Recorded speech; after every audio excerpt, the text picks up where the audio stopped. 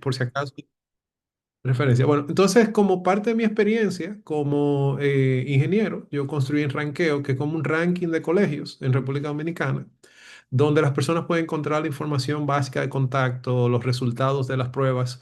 Todo esto surgió como producto de que, ingeniero obsesionado con los números al fin, yo quería poder inscribir a mi hija mayor en un colegio y no encontraban más que referencias de buen marketing en Instagram y en las redes sociales.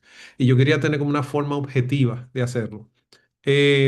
La cosa se dio de una manera en la cual, pues, al final de cuentas, debido en parte por la influencia de la pandemia, mi esposa y yo terminamos educando en casa. Ya yo de por sí tenía una preferencia por el método de educación clásica, que es lo que vamos a ver.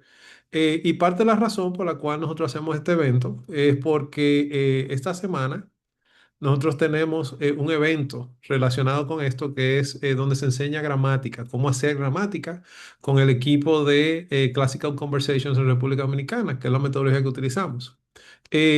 Una parte importante de esto es que para nosotros los cristianos, y tal vez algunos de los que están aquí no son cristianos, el criar a los hijos, a los niños en la disciplina y amonestación del Señor es una parte importante. Y esta palabra disciplina es una palabra muy significativa porque en griego normalmente se conoce como paideia.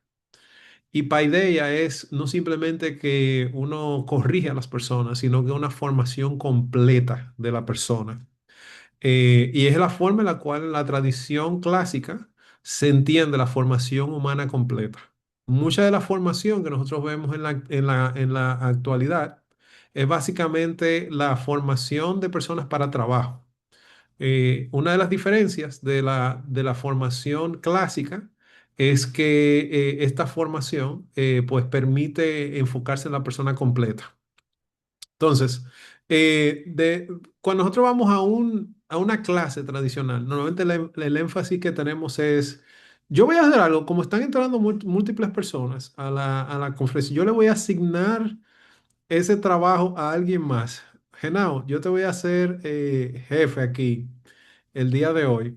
Te voy a asignar la posición, te voy a dar el ownership, porque así tú puedes recibir a las personas y no me desconcentro en el proceso, porque le estoy dando acceso a todo el mundo. Déjame ver si te voy a hacer no te puede ir, eso sí, te voy a hacer host para que tú le des bienvenida a los demás. Muchas gracias. Entonces, cuando nosotros vamos normalmente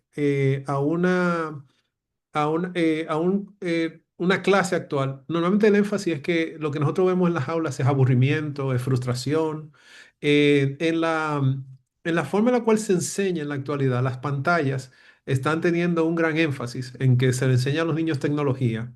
Sin embargo, nosotros estamos viendo que en los últimos años, lugares que adoptaron originalmente las pantallas como una forma de mejorar la enseñanza han visto un decrecimiento en el rendimiento que esto produce en los niños pequeños. Y siéntase en la libertad de hacer cualquier pregunta, aunque yo voy a responder casi todas al final de la charla. Y el énfasis está en cumplir con los exámenes. O sea, normalmente se estudia para los exámenes, no se estudia necesariamente para aprender. Y por último, se caracteriza porque yo no me acuerdo de nada que me enseñaron al final de esto. Yo cubro de todo, yo tengo un rango increíble de cosas que me enseñaron en la escuela, pero yo no me recuerdo. Todo el mundo dice que no usa para nada el teorema de Pitágoras. Entonces, y es una pregunta que es importante hacerse. O sea, ¿cuánto del contenido que nosotros recibimos, por ejemplo, en el bachillerato, nosotros recordamos? A diferencia de mucha gente, tal vez como yo soy ingeniero, yo sí me recuerdo de haber utilizado el teorema de Pitágoras muchas veces, pero muchas personas no lo ven como algo práctico. Eh, y yo creo que eso tiene mucho que ver con la naturaleza del sistema. El sistema fue diseñado de una manera, el sistema educativo que nosotros tenemos, que es muy diferente a como originalmente se utilizaba este modo de enseñanza que nosotros proponemos. Miren, por ejemplo, era el decano de educación de Stanford. Stanford está en California y es una de las universidades más conocidas del mundo porque es como una de las fuentes principales de emprendedores. Y él dice lo siguiente, dice, nuestras escuelas son en cierto sentido fábricas donde la materia prima, los niños, deben ser moldeada y formada. Y si ustedes se fijan, básicamente así funciona una escuela tradicional. Tú tienes un pedazo de materia prima que va por cada uno de los cursos. Los cursos son como línea de producción y el niño pasa al siguiente nivel. El problema con esto es que cuando acaba el curso, el niño puede ser que no domine a plenitud todo lo que debería manejar.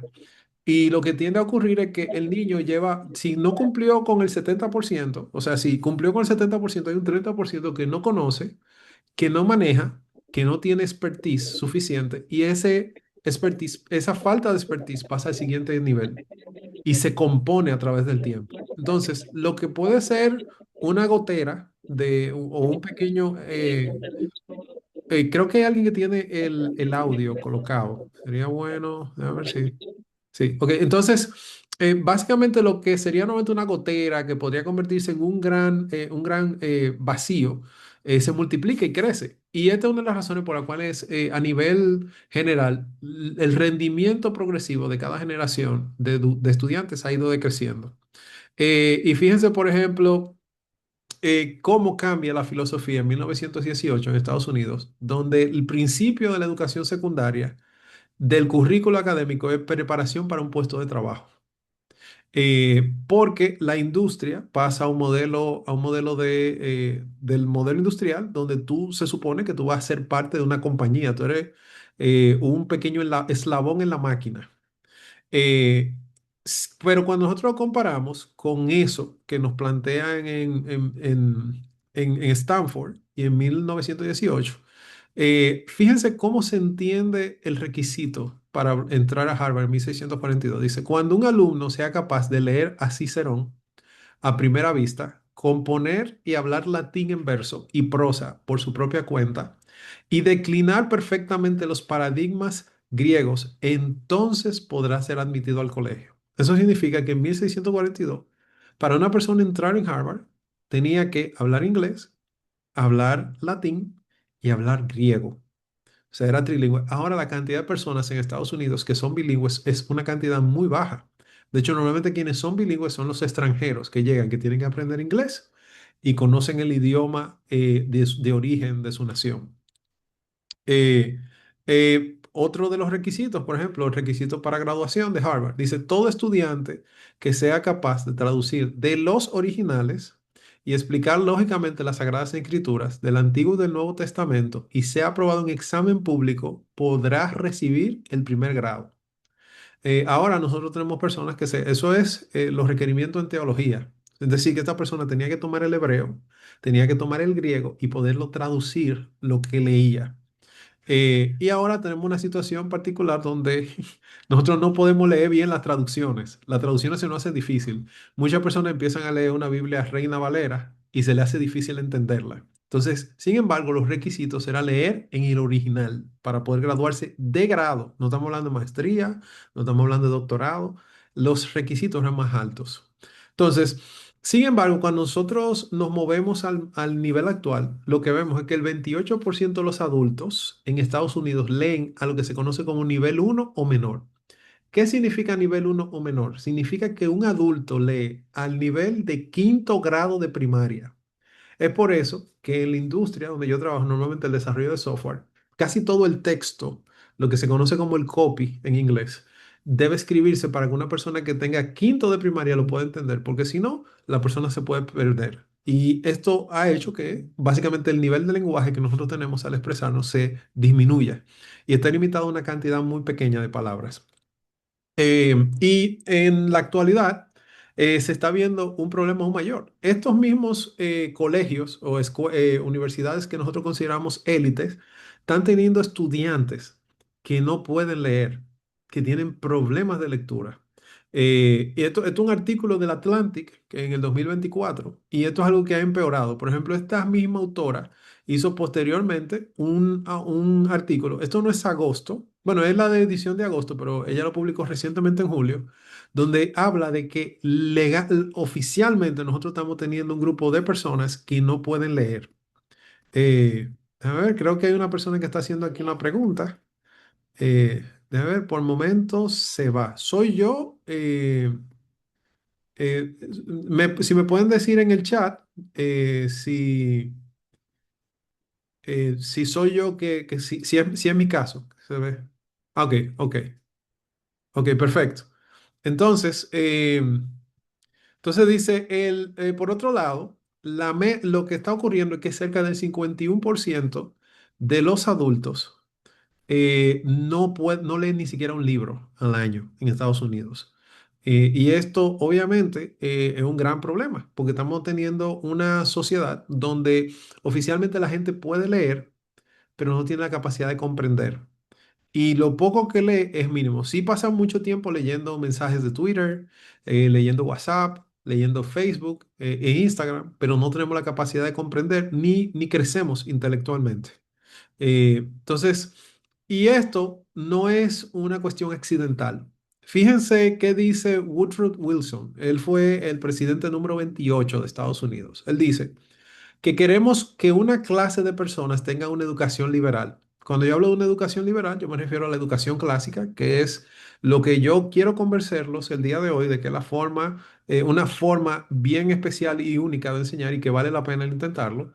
Y la otra clase, él dice que hay dos tipos de educación, mucho más numerosa, renuncia a ese privilegio y se ajuste a tareas específicas. Estamos hablando de que este individuo, que era rector de una universidad muy famosa, entendía que habían dos tipos de educación y que el tipo de educación liberal era para las élites. Dice, la ventaja es que el tipo de educación de las élites está accesible para todos los demás.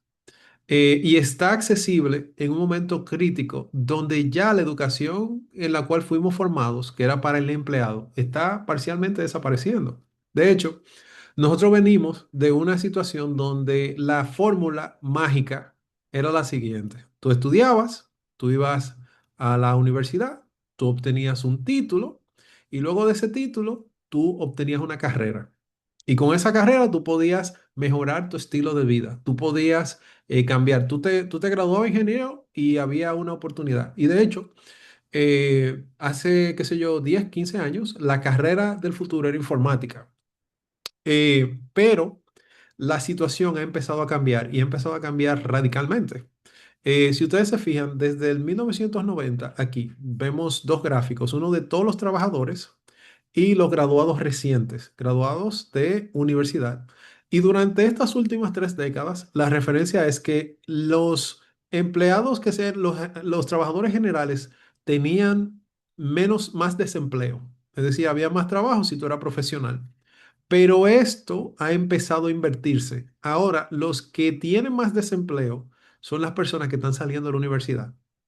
Y están saliendo de la universidad y están teniendo ese problema porque las carreras universitarias se están obsoletizando más rápido por múltiples razones. En términos generales, esta métrica es todavía peor cuando uno considera que cerca del 41% de los graduados trabajan en algo que no tiene nada que ver con su carrera. Muchos de los padres que están aquí posiblemente estudiaron algo y terminaron trabajando algo totalmente diferente. Y esa es mi situación. Yo estudié ingeniería industrial y aunque sí trabajo en ingeniería, el tipo de ingeniería que trabajo es totalmente diferente a la que inicié originalmente. Entonces, y las personas que están entrando ahora al mercado laboral se encuentran con una situación aún más difícil. Por ejemplo, aquí nos dice que los graduados de entre 22 a 25 años cuando se comparan con graduantes anteriores, tienen 16% menos empleo en las ocupaciones. Estamos hablando de las carreras que normalmente se consideraban relevantes. Estamos hablando de mercadeo, estamos hablando de ingeniería, estamos hablando de negocios. Se necesitan 16% menos. Esto es un artículo del 2025. Esto solamente está empezando a acelerar. Donde entró la AI, dice, ¿verdad? Las empresas dejaron de contratar a los que empiezan. Es decir, se contratan personas que tienen experiencia, pero casi no se contratan personas que están empezando, porque lo básico lo puede hacer una inteligencia artificial. Entonces, irónicamente, el mundo para el cual nosotros entrenamos a esta generación no existe, o por lo menos no va a existir en una generación. Entonces, el entrenar para el trabajo no es una buena inversión en términos generales. Entonces, fíjense cuál es la situación actual. El área de software, que es un área que se consideraba relativamente seguro, ahora mismo tiene un porcentaje de desempleo de cerca de un 7%. Filosofía tiene un 5%. Y todos nosotros asumíamos que la gente que estudiaba filosofía eran vagos, ¿verdad? Pero tienen más posibilidad de empleo que mucha gente de software. Y las personas que tienen teología, sorprendentemente, me imagino que por eso Nuria está haciendo los reportes, tiene aún menos desempleo. Entonces, en términos generales, y discúlpeme que dedique el tiempo a esto, porque, pero yo creo que es importante sentar las bases antes de hablar del tema, es que esto en Estados Unidos, con la información del análisis longitudinal estadístico, dice que el tiempo de, o sea, una persona normal, una persona que tiene 35 a 50 años, tiene cerca de 12,7 diferentes empleos. Buenas noches. Su- Me comunico, por favor, con... sí, Bueno, el señor creo Taylor que debería Rodríguez. mutearse el cosa porque está hablando. Lo siento. Ok, anyway, continuando. Básicamente se asume que una persona en promedio va a tener cerca de 3 empleos en su vida laboral. Estamos hablando de una persona que nació, ¿verdad?, entre 1957 al 64. Eso son como un empleo cada 3 años. Para los hombres que tienen de 45 a 54, más o menos maduros, en 1983, ¿verdad? Estos hombres duraban cerca de 12,8 años en una empresa. Para el día de hoy, ellos duran cerca de la mitad de tiempo en una empresa, como mucho. Y estamos hablando de personas maduras, personas adultas. Las personas eh, más jóvenes tienden a tener una cantidad menor de tiempo en un trabajo, duran cerca de 2,7 años en cada trabajo. Es decir, no simplemente mi carrera va a cambiar y yo no estoy preparado, sino que también los trabajos tienen existencia más corta. Ya yo no puedo contar con que voy a durar trabajando toda mi vida en lo mismo. Entonces, esto es un ambiente de alta volatilidad. No tan solo eso, sino que en 1800, 1900 había mucha menos cantidad de ocupaciones. Habían tal vez docenas de diferentes trabajos que las personas podían hacer. Con la revolución industrial, los trabajos se hicieron más pequeños, pero se multiplicaron. Y entonces, para cerca de 1900 se estima que habían cerca de 8,000 diferentes tipos de trabajo. Ya al día de hoy tenemos cerca de 30,000 trabajos distintos, pero cada uno de ellos se está automatizando o vence y expira con mucha velocidad. Esa es la realidad. Entonces, muchas más opciones, pero cada una de esas caduca bien rápido y nosotros vemos como una persona pasa en 3 años de ser una cosa a la otra. De hecho, es mi caso particular. Yo empecé en 2008 como ingeniero industrial, creo que fue como hasta el 2012, después pasé al sector seguros. Después pasé al sector computación y después pasé al sector diseño. Y ahora mismo yo estoy trabajando en el sector producto, utilizando mucho inteligencia artificial. Entonces, durante esos 15 años yo he hecho 5 labores distintas, 5 funciones distintas, y eso no va a cambiar. Entonces, ya en términos generales, no podemos educar para el puesto. Nosotros tenemos que educar a nuestros hijos para la persona que puede tener cualquier puesto. Y eso yo creo que es el factor diferenciador. El mundo está operando a una velocidad donde un profesor en la universidad no puede durar 20 años para poder enseñar algo. Tú tienes que aprender las habilidades que necesitas en el trabajo. Tú tienes que poder tener la capacidad de autoenseñarte porque todo está cambiando sumamente rápido. Entonces, y esto, yo creo que por último, es importante entender cómo se compara aún la situación con nosotros, que somos básicamente el penúltimo lugar en las pruebas PISA, que son las pruebas mundiales de básicamente el nivel académico o el nivel de salida de los estudiantes de la secundaria. Se estima que solo 8 de cada 100 estudiantes que salen, que tienen 15 años, tiene el dominio básico de matemáticas. Eso es casi 1 de cada 10, siendo conservadores. Eso es como 1 de cada 12. Puede entender problemas básicos de matemáticas para su nivel. Y la situación es aún peor cuando nosotros nos comparamos. Por ejemplo, esto 1 de cada 10 o 8 de cada 100 que lo hace, pero en otros países, que es el promedio de los países que hacen esas pruebas, son el 69% de la población. Es decir, que nuestro país, República Dominicana, es un país que tiene un alto nivel de... las personas no están educadas. Y de las personas en República Dominicana, 25 de cada 100, es decir, un cuarto de la población puede entender lo básico de lo que lee, mientras que el 74% de los países que están en el top lo pueden hacer. Entonces, ¿qué ocurre? El problema es que si es el nivel que está saliendo de la escuela y están pasando los exámenes y están siendo promovidos, nosotros cometeríamos un grave error. Séneca decía que el problema de la educación es que no se aprendía para la vida, sino que se aprendía para pasar la escuela. Entonces, esta es una de las razones por las cuales yo creo que es superior la educación clásica, porque el énfasis es las personas. Entonces, esto no es un método nuevo, es un método que se utilizó para educar, aunque aquí en el gráfico yo pongo que empieza en Atenas, no es ahí donde empieza. De hecho, si nosotros vamos al Viejo Testamento, esa es la forma en la cual se le enseñaba a los niños, se le enseñaba las leyes, se le enseñaba a través de historias, se le enseñaba con muchos de los métodos que utilizamos aquí. Y fue algo que la iglesia adoptó en Roma y posteriormente se fue sistematizando hasta que nosotros en el medioevo se convirtieron en las siete artes liberales que nosotros conocemos. Es justamente a partir de 1918 donde hay como una ruptura con esa forma de educación que la iglesia y que la fe intentó promover para subir el nivel educativo de toda la cultura, de toda la cultura occidental. Entonces, de manera que esto tiene muy poco tiempo, tiene tal vez 100 años, y realmente como no estamos viendo que no está preparando a las personas para la realidad. Anyway, esto no es una educación para genios, que yo sé que esa es la posición que mucha gente tiene, es el tipo de educación que crea esas personas que nosotros consideramos genios. Hizo el tipo de educación que educó a Agustín, es el tipo de educación que educó a Calvino. Es el tipo de educación que hizo a Newton, que hizo a Pascal, y que hizo a fantásticas personas como Mozart, como Beethoven. Entonces, la pregunta es, ¿no es un método lo suficientemente probado ya a través de la historia como para que nosotros lo consideremos para nuestros hijos? Entonces, ¿cuál es la finalidad, pues, de la educación clásica? Y aquí yo le voy a poner unos cuantos ejemplos de definiciones. Y Quintiliano, que fue quien escribió uno de los libros clásicos de formación en oratoria. Oratoria básicamente para la comunicación correcta de información y para convencer a las personas. Él dice que la finalidad de la educación es un hombre bueno, diestro en el hablar, una persona que es capaz de comunicarse.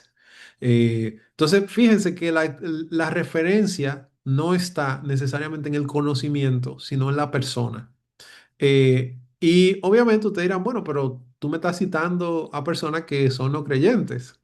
No se supone que esto es algo que educación cristiana. Lo digo porque mucha de la gente que está aquí son creyentes. Y yo creo que algunos padres de la iglesia comentan sobre eso de manera interesante. Por ejemplo, San Agustín dice que donde quiera que esté la verdad, esa le pertenece al Señor, porque nosotros creemos que Dios es verdad y que toda verdad es verdad de Dios. Entonces, por lo tanto, cualquier verdad que otra persona diga, nosotros podemos afirmarla, independientemente de quién la diga, porque es una verdad. Entonces, es bueno apropiarse de las cosas que funcionan, escudriñarlo todo y retener lo bueno es un principio cristiano.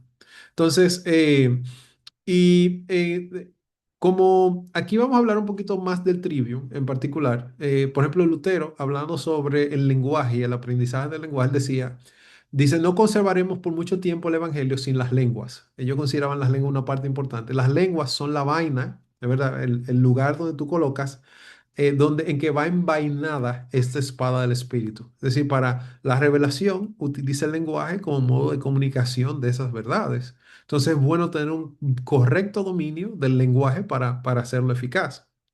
Entonces, la reforma no simplemente tiene una relación donde tolera ese tipo de información de parte de los griegos, donde estudia los clásicos, sino que lo abrazó, donde muchas de las discusiones que nosotros tenemos en la reforma surgen con categorías que son, por ejemplo, categorías aristotélicas. Tú no puedes o tú no tiendes a discutir temas como la cena del Señor, como el bautismo, como los sacramentos, incluso la fe, sin categorías filosóficas específicas, principalmente categorías aristotélicas. Entonces, casi lo que terminó resultando es que la educación clásica fue instituida al lado que el catecismo, que el proceso de educación religiosa eh, en la reforma misma. Entonces, y John Milton, el escritor, lo dice, lo expresa de otra manera, dice, el fin del aprendizaje es reparar las ruinas de nuestros primeros padres. Y esto es interesante porque el término primeros padres es una referencia a Adán y Eva. Volver a conocer a Dios rectamente y de este conocimiento, amarlo, imitarlo y ser como Él. Y ustedes posiblemente conocerán a Milton por Paradise Lost, que es un clásico de la literatura. Entonces, ¿qué es la educación clásica? Bueno, es la formación completa de la persona, la paideia que hablamos. Se le enseña sabiduría. Y esto es interesante porque la sabiduría y el conocimiento no son lo mismo. La sabiduría implica tomar decisiones sabias para poder vivir. Usted conoce muchísimas personas que tienen mucha formación y toman decisiones estúpidas frecuentemente. Son personas que pueden tener un doctorado y tú dices, ¿cómo la persona tomó esa decisión tan absurda? Y es producto de que tiene conocimiento, pero no necesariamente tiene pericia, tiene sabiduría. Virtud, ¿verdad? Virtud como una buena forma de vida. Tiene una vida plena, no tiene una vida de autodestrucción y elocuencia, la capacidad de comunicar esa virtud hacia los demás. Entonces, obviamente, mediante el dominio, lo que se conoce como las artes liberales, que vamos a discutir aquí, y con los mejores libros y los mejores modelos. En vez de yo pasarme el tiempo leyendo miles de libros que no son significativos, yo me voy a concentrar en leer los libros que son genuinamente buenos, a lo que se conocen como clásicos, y yo voy a aprender de los mejores. Y eso va a ser más fácil el yo enfrentarme a la vida. Eh, de manera que el énfasis como educación clásica cristiana es conocer a Dios y amar a Dios. Entonces, vamos a... eh, y aquí cito a Séneca, porque es una discusión frecuente también en la filosofía griega, que dice, ¿para qué entonces educamos a nuestros hijos en los estudios liberales? No porque puedan otorgar la virtud, sino porque preparan el alma para recibirla. Es decir, el tú aprender correctamente las cosas te prepara, te ayuda a ser más fácil recibir las cosas buenas. Entonces, en términos generales, hay una distinción importante entre si las artes liberales son una ciencia o una materia que se estudia o son un arte. Y la realidad es que las artes liberales son las dos. Son una ciencia porque se conocen, se descubren, se sistematizan, pero también son un arte porque se practican. Entonces, el énfasis es que todo lo que tú aprendes tiene que ser práctico. Y eso es algo que muchas veces es la principal razón por la cual nosotros no podemos aprender muchas de las cosas que nos dan en la escuela, porque no tienen aplicaciones prácticas. Entonces, la idea es que el estudiante la conquista ejecutándola, practicándolas, haciéndolas suyas a través de la repetición. Entonces, en términos generales, este libro yo les recomiendo. La hermana Miriam Joseph escribió un libro que se llama El Trivium, que aquí aparece debajo, The Liberal Arts of Logic, Grammar and Rhetoric. Ella dice que la educación es el más alto de los artes. A diferencia de cuando yo le enseño a una persona a tallar la piedra, a hacer un orfebre o a hacer un escultor o un pintor, donde tú le enseñas a ellos a modificar algo externo, un objeto, la educación, esta educación clásica, lo que intenta es cambiar las mentes, darle forma a las mentes, de manera que las mentes tengan la forma adecuada, se conformen a la realidad. Entonces, esta educación clásica está compuesta de dos partes. Lo que se conocen como el trivium, que viene de las tres vías, trivium o tres vías, y el quadrivium o las cuatro vías. El fundamento esencial empieza en el trivium, que son las tres artes de la palabra, que implican, ¿verdad? Vamos a ver más adelante, y hay las cuatro artes de los números. Vamos a empezar primero con el trivium. Estas tres artes consisten de tres cosas. La gramática, donde el niño entiende el lenguaje. Y ahora, yo sé que posiblemente cuando nosotros vemos gramática, lo que estamos pensando es dónde van los acentos, que tenemos palabras que son esdrújulas, que estamos... eso incluye la gramática, pero no es el fin de la gramática. El fin de la gramática es que el niño pueda entender lo que lee y pueda acercarse al texto comprendiendo lo que se quiere decir. Y nosotros genuinamente tenemos un gran problema de conocimiento en la actualidad. Entonces se le enseña a pronunciar correctamente, se le enseña a memorizar, se le enseñan canciones y se le enseña latín. Vamos a hablar un poquito más adelante de eso. La segunda parte es la lógica. Y la lógica ayuda a disectar identificar si lo que se dice tiene sentido, es coherente, si tiene orden, si se corresponde, si la persona está diciendo algo que no hace sentido. Y por último, está la retórica, que es la capacidad de comunicar a otros la información de manera que pueda convencer, que sea fácil de entender. Esto es básicamente lo que implica el proceso de entender, de entender a otros. Yo tengo que entender primero lo que las personas dicen, luego tengo que entender si lo que esas personas dicen es coherente y hace sentido, y de tercera, si yo lo llego a creer o yo lo quiero expresar, yo debo expresarlo de una manera que las otras personas me puedan entender. De manera que cuando una persona hace esto, tiene la capacidad de comunicarse con los demás con facilidad. Y esto es algo que es difícil en las relaciones humanas y yo creo que es esencial para tener éxito. Entonces, normalmente, y esto yo lo presento aquí como lo presenta Dorothy Sayers, sería que escribe en The Lost Arts, de las herramientas perdidas del aprendizaje, que ella entiende que cada uno de estos elementos de la gramática,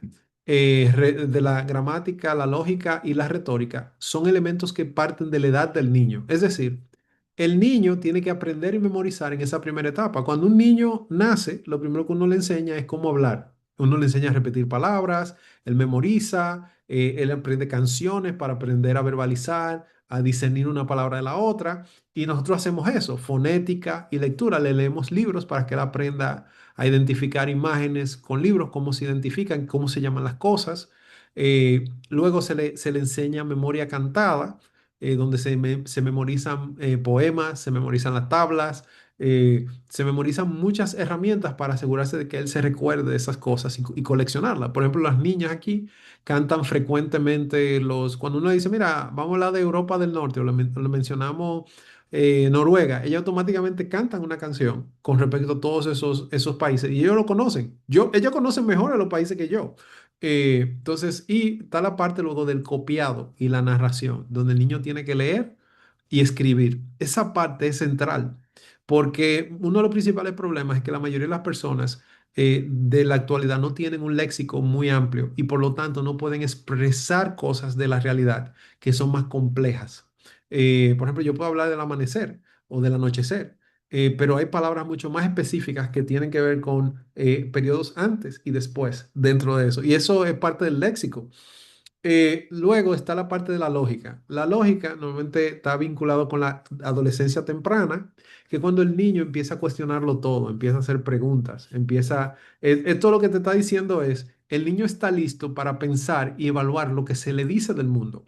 Y esto es una etapa crítica porque el niño va a cuestionar su mundo y él está definiendo su identidad en la adolescencia. Ahí es donde tenemos los grandes cambios. Entonces, él necesita identificar qué de lo que se le dice del mundo es verdad. Por eso él necesita cuestionar a los padres frecuentemente, pero este modelo educativo, como enseña al niño a pensar y a razonar a través de lo que se le dice, pues lo prepara mejor para la adolescencia, porque en la adolescencia él va a pasar por un filtro lógico lo que se le enseña. Él no simplemente memorizó un conjunto de informaciones, sino que la va a poner a prueba. Y por eso se le enseña nuevamente lógica formal, se le enseña a decir, mira, ¿cómo tú identificas cuando una persona hace una afirmación que es falsa, que es incorrecta? Se le enseñan silogismos, se le enseña a discutir, el padre le hace preguntas y él es cuestionado para evaluar si su conocimiento es genuino o es falso. Y luego se empieza a hablar de debate. Se le enseña al niño a defender posiciones y a entender el entender cómo identificar si algo es falso o verdadero en función del razonamiento. Y por último está la retórica. No es simplemente que tú sepas la verdad, sino cómo tú comunicas esa verdad a los demás. Y por eso se le enseña a los niños a ser buenos oradores. Esto implica que el niño tiene que hacer ensayos donde piensa de manera organizada lo que dice, se le enseña oratoria, hablar y comunicar, y se le enseña a leer los grandes libros. Cuando hablamos de los grandes libros, hablamos de La República de Platón, estamos hablando de Aristóteles, Política, Ética Maniquea, en todos esos libros clásicos que discuten problemas importantes que todavía al día de hoy la humanidad no ha resuelto, pero que el entender las diferentes perspectivas permite al joven tener una perspectiva clara y ver cómo puede organizar su forma de pensar. Y por último, se le enseña a investigar a sí mismo, a escribir, a defenderse frente a los adultos, lo que cree. y eso le ayuda a transicionar hacia la adultez. Ya estas tres etapas, ¿verdad? Es lo que Dorothy Sawyer promueve en su artículo de 1947, que se llamará las herramientas perdidas del aprendizaje, que está gratuito y que les recomiendo. Toma menos de una hora para leérselo. Entonces, luego de esto está el aspecto de lo que se llama el quadrivium o las cuatro vías, que son los elementos, lo que se habla en matemáticas. Eh, Sara López me dice que la presentación se ve desenfocada. Me gustaría confirmar si esa es la situación para con los demás y yo podría presentarla de nuevo. Ok, nice. Entonces, el quadrivium empieza con aritmética, que es básicamente el arte numérico. Y luego se pasa a la geometría. Y se habla de geometría porque la idea es que sea números aplicados. Nosotros normalmente vemos la matemática como algo desconectado del mundo. Y lo interesante es que todo lo que nosotros vamos a ver en esto son elementos numéricos. El número en el espacio, la geometría. La música es el número, o sea, la frecuencia, la consistencia en el tiempo. Porque cuando uno toma música, estamos hablando no de tocar un instrumento que se conoce como un fine art o una arte fina, sino en la teoría musical para poder entender cómo opera en el tiempo las cosas que hacen sentido, que tienen belleza en sí mismas. Y finalmente la astronomía, que es el número en movimiento. Esa es básicamente la filosofía. La idea es que el número se exprese de distintas formas. Y esto es útil porque mucho de nuestro conocimiento, como digo, matemático, tiende a desconectarse de la realidad. Y esto lo aplica en múltiples facetas. Entonces, por eso se va a hacer énfasis en la idea de la proporción, la simetría, la armonía, y que eso es matemática, justamente porque tú tienes patrones que se repiten, tú tienes funciones, tú tienes lo que se llaman sucesiones, entre otras cosas que tienen esos patrones armónicos. Entonces, Dorothy Sawyer dice que el fin último de la educación es simplemente este, enseñar a los hombres a aprender por sí mismos. Y esto es algo que yo creo que puedo dar testimonio de que es útil, porque cada una de estas transiciones que yo le dije que yo hice de carrera, surgieron de que yo entendía que podía cambiar y me dediqué a leer los libros realmente relacionados con mi carrera, la carrera nueva que quería aplicar, y hice esa migración. Entonces, posiblemente muchos de ustedes dirán, bueno, pero yo no soy maestro, yo no tengo expertise de cada uno de esos. Y yo creo que hay un escritor clásico que tiene una respuesta para eso con ustedes. Si ustedes no se sienten convencidos porque se sienten muy profundo o los libros se sienten muy viejos, lo que le estamos mencionando, y es Santo Tomás. Santo Tomás dice que no es el médico quien cura, lo que cura es la naturaleza. El médico lo que hace es que ayuda y le quita los estorbos a la naturaleza para que pueda curar. Y yo creo que cuando nosotros vemos eso así, eso nos puede dar esperanza porque muchos de nosotros no tenemos este tipo de educación. Y este es mi caso también. Yo estoy aprendiendo con mis hijos, con mis hijas, el proceso de enseñarle de esta manera. Eh, entonces, esto yo creo que es importante en ese sentido de que estos conocimientos se pueden ir adquiriendo. Entonces, ¿cuáles son entonces las funciones del padre? Lo primero es que el padre funciona como un arquitecto. El arquitecto no siempre es el que está poniendo tú muchas veces tienes un maestro constructor trabajando en la obra. La función del arquitecto es determinar los elementos que son importantes y facilitar los recursos para que sean así. Entonces, en ese sentido, el padre funciona como alguien que provee el orden y el esquema de cómo se va a trabajar. Y por eso nosotros le facilitamos los libros, le facilitamos el orden, le hacemos fácil que tengan un horario, le quitamos las distracciones para que no se desconcentre y le hacemos fácil el estudiar. Del otro lado, el padre debe ser el modelo. Un modelo porque nuestros hijos hacen con más facilidad lo que nosotros hacemos que lo que nosotros les decimos que hagan. ¿Verdad que sí? Yo creo que esa es la experiencia de muchos. Entonces, aunque el padre no tenga el conocimiento, sí debe tener las actitudes. Es decir, que yo no le puedo exigir a mi hijo que él quiera estudiar si yo no tengo la capacidad, o que le guste leer si yo no tengo la capacidad de sentarme y modelarle a él que yo leo. Porque yo estoy siendo hipócrita. El niño lo va a ver y me va a decir, no, no, pero yo no quiero leer porque a mi papá no le gusta leer. Entonces, es importante que ocurra eso y que uno modele eso. Y para modelar eso, no se necesita tener un conocimiento, se necesita tener el deseo de aprender. Y lo otro es que nosotros funcionamos como un entrenador que le crea los hábitos diarios. Nosotros nos ayudamos a vigilar que el atleta esté bien entrenado y cumpla con su deber. Y por último, nosotros también somos aprendices con el niño. El niño nos va a ayudar a nosotros a migrar, a ser mejores estudiantes y nosotros vamos a aprender con él. ¿Qué es lo que es importante? No es que tú lo sepas todo, es simplemente que tú te un paso adelante. Tú no tienes que saber mucho, tú tienes que saber un poquito más que él. Y él no se va a dar cuenta porque tú estás haciendo el trabajo y el esfuerzo. Entonces, ahora, ¿cómo tú disiernes la educación tradicional de la educación clásica? Y es fácil. La educación clásica se caracteriza por identificar quién está haciendo el esfuerzo. Por ejemplo, si el niño es el que está recitando, el que está narrando, el que está copiando, el que está leyendo, tú estás en el camino de la educación clásica. Ahora, si tú lo que le estás dando es una sesión como esta que yo estoy dando, donde tú eres el único que habla y el niño lo que está mirando, tú lo que estás es replicando el modelo de la escuela, que es un modelo de aprendizaje pasivo. El modelo clásico implica que el niño hace, el niño practica, el niño interactúa, el niño está interactuando continuamente y eso lo hace mucho más efectivo. Entonces, en esto, el énfasis empieza con la memorización. Y esto es muy importante porque si ustedes empiezan cualquier carrera, lo primero que uno hace en cualquier carrera es una discusión sobre los términos de la carrera. Lo primero que se le enseña a la persona es hablar el lenguaje de la carrera.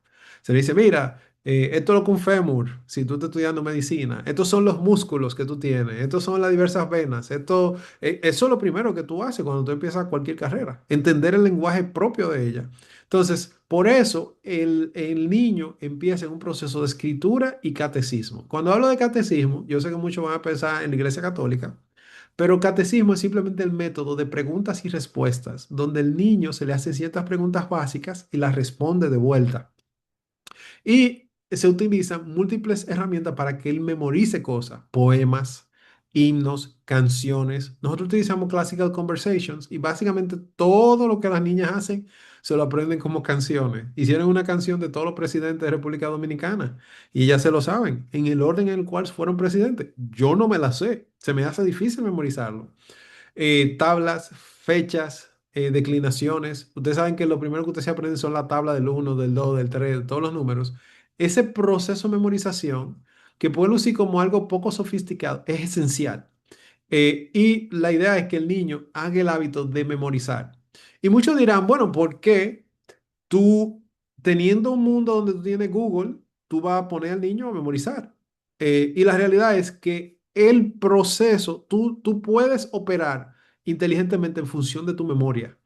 Y aquí, esto es algo importante porque mucho del modelo de aprendizaje actual se fundamenta en reconocimiento en que, pero las personas carecen de discernimiento, porque la memoria de trabajo, lo que tú reconoces, maneja muy poca cantidad de recursos al mismo tiempo. Por ejemplo, ustedes saben lo difícil que a veces memorizarse números que son mayores a 7 o a 9.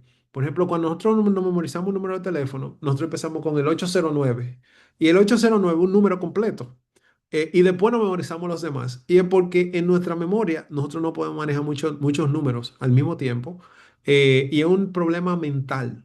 Es una capacidad mental. Lo que tú no quieres es tener mucha memoria de largo plazo. ¿Qué es la memoria de largo plazo? Es algo que tú lo entrenaste tanto que te sale automático. Y nosotros lo vemos cuando multiplicamos, lo vemos cuando operamos la bicicleta, que se convierte en una memoria del músculo. El proceso de nosotros enseñarle a memorizar al niño hace que se convierta en parte de su memoria muscular, el aprender cosas y el guardar la información que es esencial. Entonces, básicamente, y esto es algo interesante, dice que una mente sin nada guardado, no tiene con qué pensar. Eso que el niño memoriza en estos primeros años se convierte en el fundamento sobre el cual se construye. Entonces, el problema no es memorizar, sino que memoriza y asegurarnos que los datos que memoriza son los críticos. Entonces, ¿cuáles son las tres reglas a la hora del diseño de esta memorización? Tú tienes que asegurarte que el niño practique más allá de la primera vez. Tiene que repetirlo una y otra vez. Y en ese sentido, la educación clásica normalmente orbita una y otra vez en los distintos grados, en el mismo tipo de conocimiento, pero a niveles diferentes de dificultad. Y tú tiendes a hacer repasos en intervalo creciente para tú medir si se ha solidificado la información que tú le pusiste. Primero tú repites diariamente, después tú a la semana haces un review de eso mismo, luego mensualmente. La idea es que ver si permanece. Y por último, el niño tiene que hacer el esfuerzo de recordar. Y esto es un problema que nosotros estamos viendo en la web, y que con la web, con la información tan frecuente, hay personas que entienden que el hecho de que ellos lo puedan encontrar implica que ellos lo saben, que ellos lo conocen ese tema, simplemente porque lo leyeron. Y eso da la falsa impresión de conocimiento. Y cuando la persona se encuentra en una situación donde debe aplicar ese conocimiento, no sabe cómo aplicarlo porque él no lo conoció. Él no pasó por el trabajo de digerirlo, de procesarlo. El proceso de memorizar es similar al proceso de digerir la comida, donde tú tienes que pasarla por el organismo, distilarla, simplificarla y convertirlo en algo que pueda ser utilizado posteriormente, que fuera asimilado por tu cuerpo. Entonces, la idea de utilizar catecismos o preguntas y respuestas es parte del método, el motor de memoria del método clásico y algo que ustedes van a ver muy frecuentemente. Entonces, y esto estamos diciendo que tiene más de 1000 años. Por ejemplo, esto es algo de, mira, ¿cuántas son las partes de la oración? Y esto tiene que ver con el Sermón del Monte. Digo, no con el Sermón del Monte, sino con la oración del Padre Nuestro que hace Jesús. Entonces ellos se lo memorizan y con eso pueden entender la forma catequésica que se conoce así. Por ejemplo, en mi caso particular, nuestras niñas se aprenden el catecismo de Westminster, que es un catecismo de la iglesia presbiteriana, que enseña muchas verdades y les enseña a tener memoria. Entonces, ¿qué ocurre? Si ustedes ven Quintiliano, que le mencioné que fue uno de los primeros escritores con respecto a la educación de oratoria y educación clásica, él dice que toda nuestra educación depende de la memoria. Hay cosas que nosotros no entendemos al principio, que nosotros tenemos que simplemente memorizar. Y es en la medida en que avanza el tiempo que nosotros empezamos a hacer sentido de esas cosas. Y lo importante es depositar en el niño temprano información concisa, veraz y buena, que sea un buen fundamento. Entonces, por eso uno memoriza en un poco de tiempo la información que le va a durar 50 años uno aprendiendo. O sea, por ejemplo, a mí cuando me enseñaron matemáticas, me enseñaron multiplicación y yo aprendí a multiplicar. Pero fue mucho tiempo después que yo dije, mira, pero es que la multiplicación es simplemente una suma abreviada. O la resta es simplemente una suma de negativos. Y entonces cuando tú empiezas con el tiempo, esos conceptos se van solidificando y empiezan a ser obvios, pero no son obvios al principio porque tenemos que entrenar la mente. Entonces, ¿cuál es la diferencia en general del método clásico y el método moderno? Uno, el método clásico se enfoca en el niño, en la persona. El método moderno se enfoca en los métodos, en los productos, en el resultado final. Yo quiero que él tenga un trabajo, así que yo voy a orientar todo a que él tenga un trabajo. No que sea una persona excelente, que pueda desempeñarse bien en cualquier trabajo que le toque. El otro es que el método clásico busca que el niño tenga virtud, tenga buenas actitudes, buen carácter y sabiduría. El otro está buscando notas y títulos. Ah, mira, yo me gradué de Harvard, me gradué de esta institución. Eh, el método clásico se enfoca en los clásicos. Son lo mejor de cada área. Si tú lees lo mejor, la calidad de lo que tú estás acostumbrado tiene un efecto positivo. Si tú te acostumbras a comer filete, tú no vas a querer comer comida chatarra, ¿verdad? Y sin embargo, el método moderno como que tú aprendes cosas que son separadas simplemente porque tú tienes que cumplir con esa estructura de aprendizaje. Y obviamente se empieza con el dominio y la memoria. Muchas veces los niños en el método moderno no significa que no tengan estos elementos, es el énfasis, está en el examen. Y por ejemplo, un problema grave que tenemos aquí en República Dominicana es que tú tienes que cumplir con el programa de trabajo. Eso es lo importante. Y no necesariamente se hace énfasis en que el niño tenga maestría de eso, porque hay 20 o 30 niños más que toditos tienen que cruzar. Si yo me enfoco en uno, no puedo hacer eso. Y obviamente el énfasis no es en las notas que sacó en el método clásico, sino en la persona que se debe convertir. Entonces, aquí la hermana Miriam, que escribió el libro que le he comentado de Trivio, ella dice que la acumulación de conocimiento no se le puede llamar educación. Puede ser el fundamento de la educación. Dice, lo que importa es el rigor y el proceso que se utilizó para aprenderlo.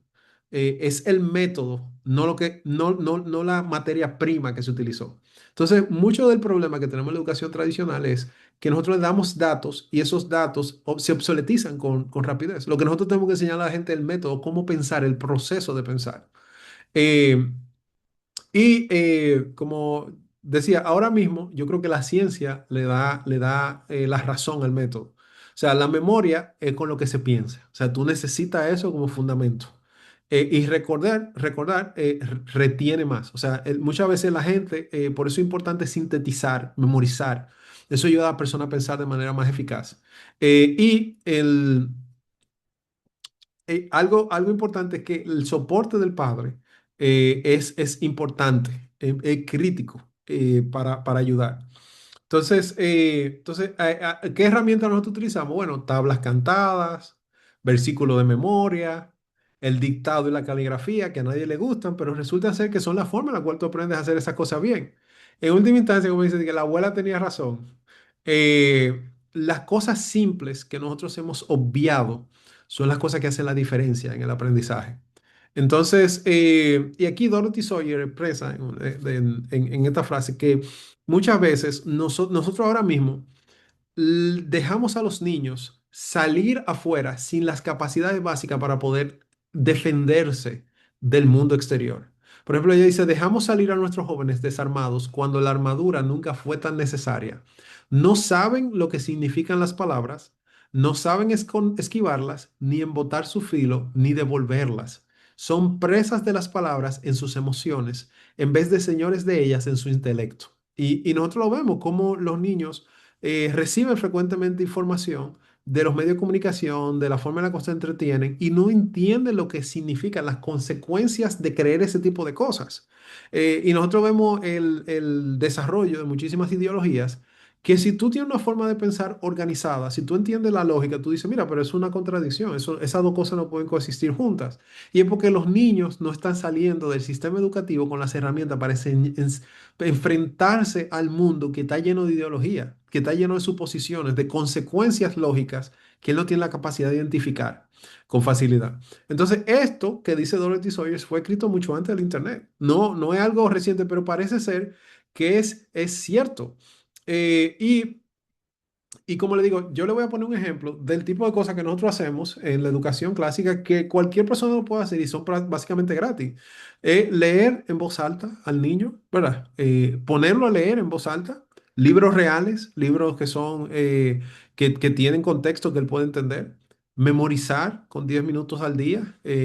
Por ejemplo, en el caso nosotros utilizamos el catecismo menor, pero puede ser cualquier cosa, puede ser un poema, puede ser literatura. Explicar después del niño leer qué entendió y obviamente hacer análisis diario, dedicarle el tiempo a las matemáticas. Esto es un tema aparte. Yo di un taller que pueden buscar en YouTube en el ranqueo de la matemática de Singapur, que es el método que utilizamos, pero que es complementario, ¿verdad? A algunas de las otras cosas. Pero el punto es que sea algo diario, que se convierte en un hábito el trabajar con esto.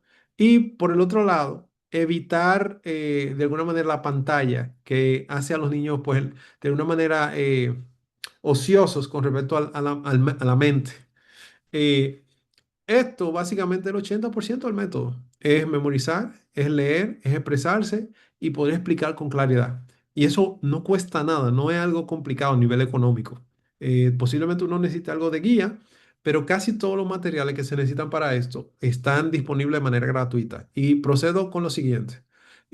Casi todo lo que ustedes necesitan es gratuito. Por ejemplo, los primeros años, ustedes pueden leerle libros, Esopo, las historias de la Biblia, los cuentos de hadas, todo eso es de libre acceso porque se venció su licencia y uno lo puede conseguir de manera gratuita. Uno puede leerle la Odisea, la Ilíada.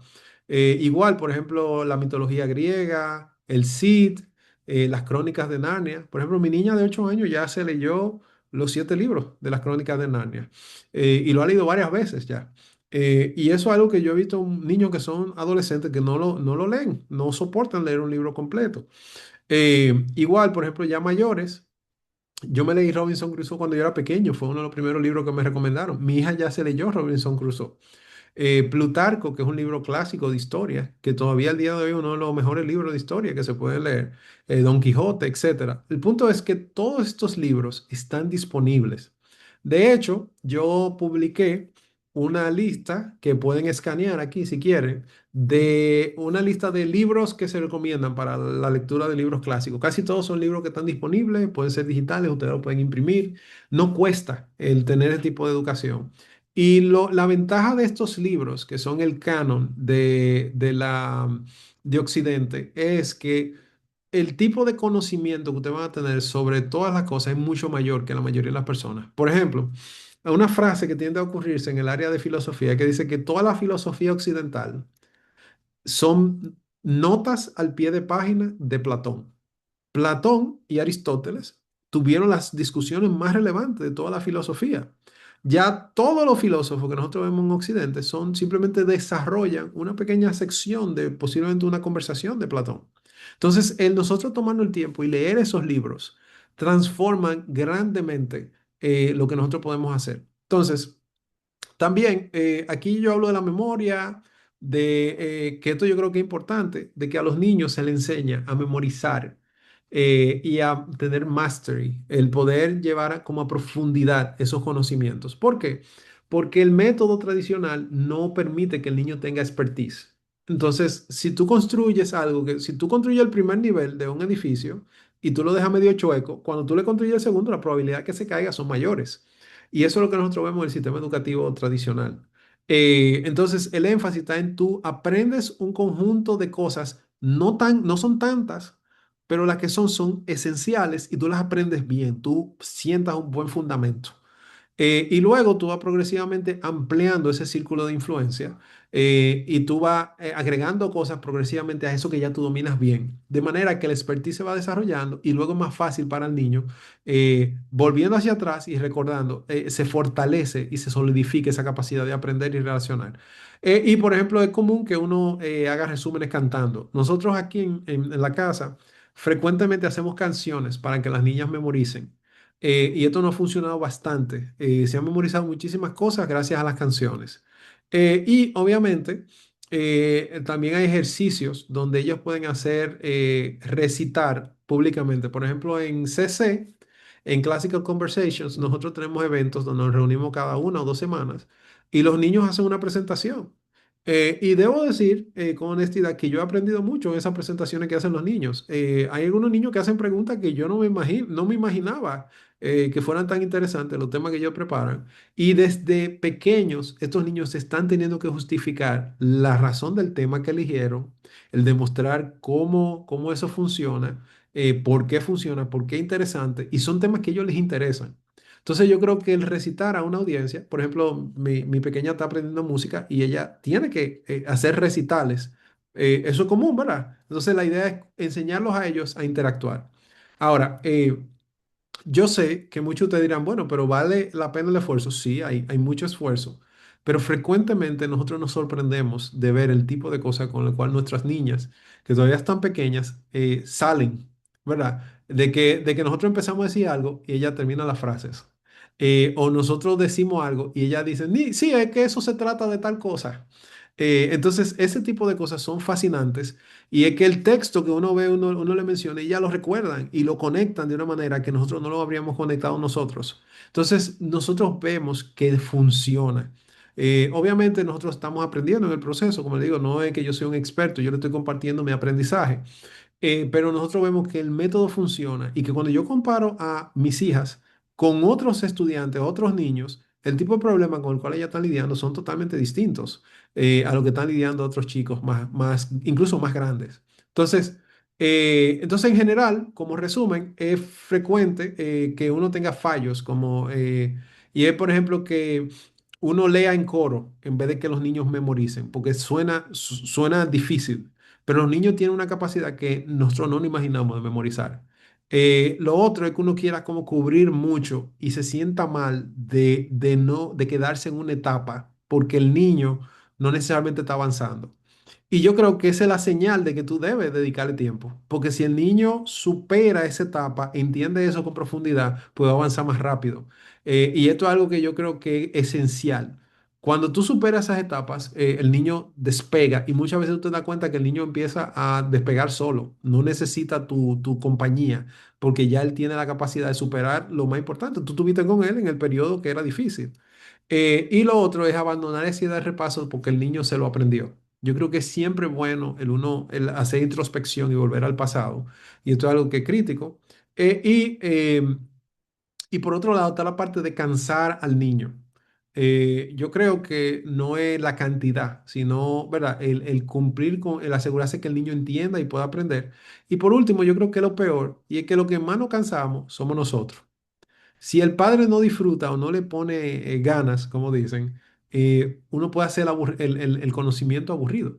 Uno lo puede hacer algo negativo. Y una parte importante es que el padre haga del conocimiento algo significativo. Entonces, yo creo que en general yo les recomendaría que lean ese artículo de Sawyers, que se llama Las herramientas perdidas del aprendizaje, y este libro de Perrin, que se llama como Introduction to Classical Education. Es un libro pequeñito, yo creo que vale la pena el que ustedes lo lean y puede ser muy interesante. Y por último, está la parte de Clark y Jane y Wilson, que son unos escritores que escriben sobre eso en la modernidad. Entonces, en general, en nuestra casa, nosotros utilizamos Classical Conversations, que es un método de enseñanza donde incluye un aspecto comunitario. Y ese aspecto comunitario es que tú tienes otras familias que se reúnen cada cierto tiempo. Y yo creo que ha sido fascinante en el sentido de que nosotros empezamos porque queremos educar mejor a nuestros hijos y han surgido muy buenas amistades. Y sucede que ese tipo de familias que tienen cuidado de sus hijos, que están dispuestos a hacer ese sacrificio de elegir un método diferente, son familias comprometidas con las cuales yo me quiero juntar, porque yo también estoy comprometido. Entonces, yo creo que ha creado ciertas dinámicas interesantes y entonces se reúnen semanalmente, las madres son principalmente las que operan la operación, pero nosotros los padres, por lo menos en nuestra comunidad, operamos como directores de colegio. Y nos reunimos semanalmente o cada 2 semanas para trabajar juntos, que los niños se junten, pasen tiempo juntos. Empezamos reuniéndonos cada 2 semanas y ahora los muchachos están en el judo juntos, están en otra actividad de fuera, o sea, fue algo fantástico. Y también está, por ejemplo, Memoria Press. Por ejemplo, en el caso particular de Memoria Press, yo compro muchos libros de literatura norteamericana para que lean las niñas y sus clases de latín son muy buenas. Entonces, como su clase de latín son muy buenas, yo soy quien tomó la responsabilidad de aprender latín en la casa. Y entonces por eso yo he estado evaluando su currículum de latín y posiblemente yo empiece a hacer currículum de latín antes que mis niñas. Yo tengo la buena suerte de que yo tengo cosas que leer en latín, porque ahora yo estoy leyendo sobre economía y todo eso y me quiero leer todos esos tratados de economía. Y entonces el aprender latín es súper útil porque casi no hay muchos traducidos oficialmente. Entonces, y ya está el aspecto de una ruta más artesanal, que no es seguir necesariamente un programa, sino que tú tomas libros de dominio público, libros clásicos específicos, tú comprarlos tú mismo. Y esas son rutas que no necesariamente son exclusivas una de la otra. Por ejemplo, uno puede tener Classical Conversations y suplementar con Memoria Press, como yo lo hago, o puede utilizar también libros. Por ejemplo, yo estoy ahora tomando libros de los padres apostólicos, estoy tomando libros de Platón y yo lo estoy reempaquetando en los comentarios. Cuando los leo, escribo una introducción, busco una biografía, como que intento reempaquetarlos para que sean fáciles de leer y motivar a los niños a que estén interesados en leerlos. Entonces, eso yo creo que ha sido interesante en el mismo proceso porque me ha ayudado a familiarizarme con ese tipo de contenido. Entonces, yo creo que una parte importante es que la educación clásica siempre fue y siempre ha sido comunitaria. Un padre no puede enseñar solo, es importante que participe de una comunidad. Y es por eso que nosotros estamos haciendo esta presentación y al mismo tiempo quisiéramos invitarlos, si es posible, que participen de un evento que tenemos esta semana, este fin de semana, que es donde le enseñamos a los padres cómo enseñar la gramática. Creo que más adelante va a haber un pequeño anuncio aquí. Entonces, El plan en general, si ustedes quieren probarlo, de 90 días es sentarse, leerse Dorothy Sawyers, empezar a practicar con los niños, leerles en voz alta. Incluso los adultos les es útil leer en voz alta. Asegurarse de que los niños tomen tiempo específico de pantalla y empezar a narrarles, a ver, a ponerlos a leer. Yo tengo una referencia en la guía, yo publiqué una guía donde eso se trata con más detalle, así que yo no creo que es tan relevante. El punto es que ustedes dediquen unas cuantas semanas a ustedes explorar, explorar esta área y ver cómo nos contribuimos, se comprometen. Porque toma algo de tiempo, pero los resultados que nosotros estamos viendo después de 2 años son significativos. El tipo de problemas, el tipo de discusiones que se tienen en la casa. O sea, nosotros estábamos hablando eh, hace una semana y media sobre la diferencia entre sustancias y accidentes. Y eso es básicamente un concepto aristotélico con respecto a la naturaleza de las cosas. Nosotros estamos hablando de la causa final de algo, la causa efectiva. Y esos son conceptos aristotélicos. Mis hijas no saben que estamos discutiendo eso o que eso es algo que la gente considera extraño. Ellas simplemente lo están recibiendo y son discusiones que nosotros tenemos en la mesa. Entonces yo creo que eso es muy importante y el nivel de profundidad con el cual el tipo de personas que tú estás criando son personas diferentes y son personas que genuinamente eh, comprenden el mundo y su lugar en el mundo de una manera muy diferente. Entonces dice... Obviamente, yo sé que está el riesgo de que algunos si son cristianos dirían, bueno, y qué hacemos si esto es pagano? Y a mí me gusta mucho lo que dice Basilio el Grande. Basilio era un padre de los padres griegos, conocido como uno de los padres apostólicos más conocidos de los ortodoxos. Y él dice que nosotros debemos ser como las abejas. Y es que las abejas no toman todo el néctar, sino que toman aquello que les conviene y deja ir lo demás. Entonces, lo bueno es que a diferencia de muchas otras personas, porque muchas otras personas te dicen, mira, si tú crías a tu niño con este modelo de enseñanza cristiana, tú lo estás condenando a ese niño a que él simplemente va a aprender tu filosofía. Y es erróneo. Lo que nosotros estamos haciendo es tomando al niño en sus momentos más críticos, enseñarle los fundamentos, pero lo que va a ocurrir es que el niño va a tener mayor calidad cultural, mayor diversidad cultural que cualquier persona de allá afuera. Porque cuando tú vas a la escuela te enseña solamente la perspectiva secular. Sin embargo, ustedes están notando que yo le estoy citando a Santo Tomás de Aquino. Yo no soy católico, pero yo leo a Santo Tomás. Yo leo a los griegos y yo no necesariamente tengo esa influencia, no soy no creyente, sino al contrario. Entonces, nuestros hijos, nuestras hijas van a aprender toda la diversidad, van a leer gente católica, van a leer protestante, van a leer gente no creyente, van a leer personas que son radicales, anarquistas, pero van a tener el fundamento esencial para poder discernir eso, porque nosotros los educamos y le dimos las herramientas para enfrentarse a ese tipo de cosas. Entonces, como las abejas, nosotros les enseñamos a tomar lo bueno y dejar lo demás. Y entonces, yo creo que es importante identificar qué tipo de hijo tú quieres tener a los 25. Entonces, yo creo que esto empieza simplemente con la decisión de enseñarles y leerle 15 minutos, hacer de este proceso de aprendizaje algo esencial. Ahora, por ejemplo, si yo tomo a mi hija y yo le pregunto cuál es el fin principal de la existencia del hombre, ella me va a decir, me va a responder, el fin principal de la existencia del hombre es glorificar a Dios y gozar de él para siempre. Ella lo tiene memorizado. Y nosotros estamos intentando que se memoricen 107 preguntas. Vamos lento en esta última etapa, pero la verdad es que nosotros estamos viendo que su capacidad de memorizar por hacer catecismo pues es útil. Igual, como le digo, hay diversas formas. Entonces, aquí yo les voy a dejar, estos son básicamente algunas guías que yo hice. Yo hice una guía de la educación clásica donde se incluyen los materiales, los libros, las Ven, diferentes formas. ¿Sí? o con un pantallazo. No se ve en la pantalla. Puede Sí se continuar.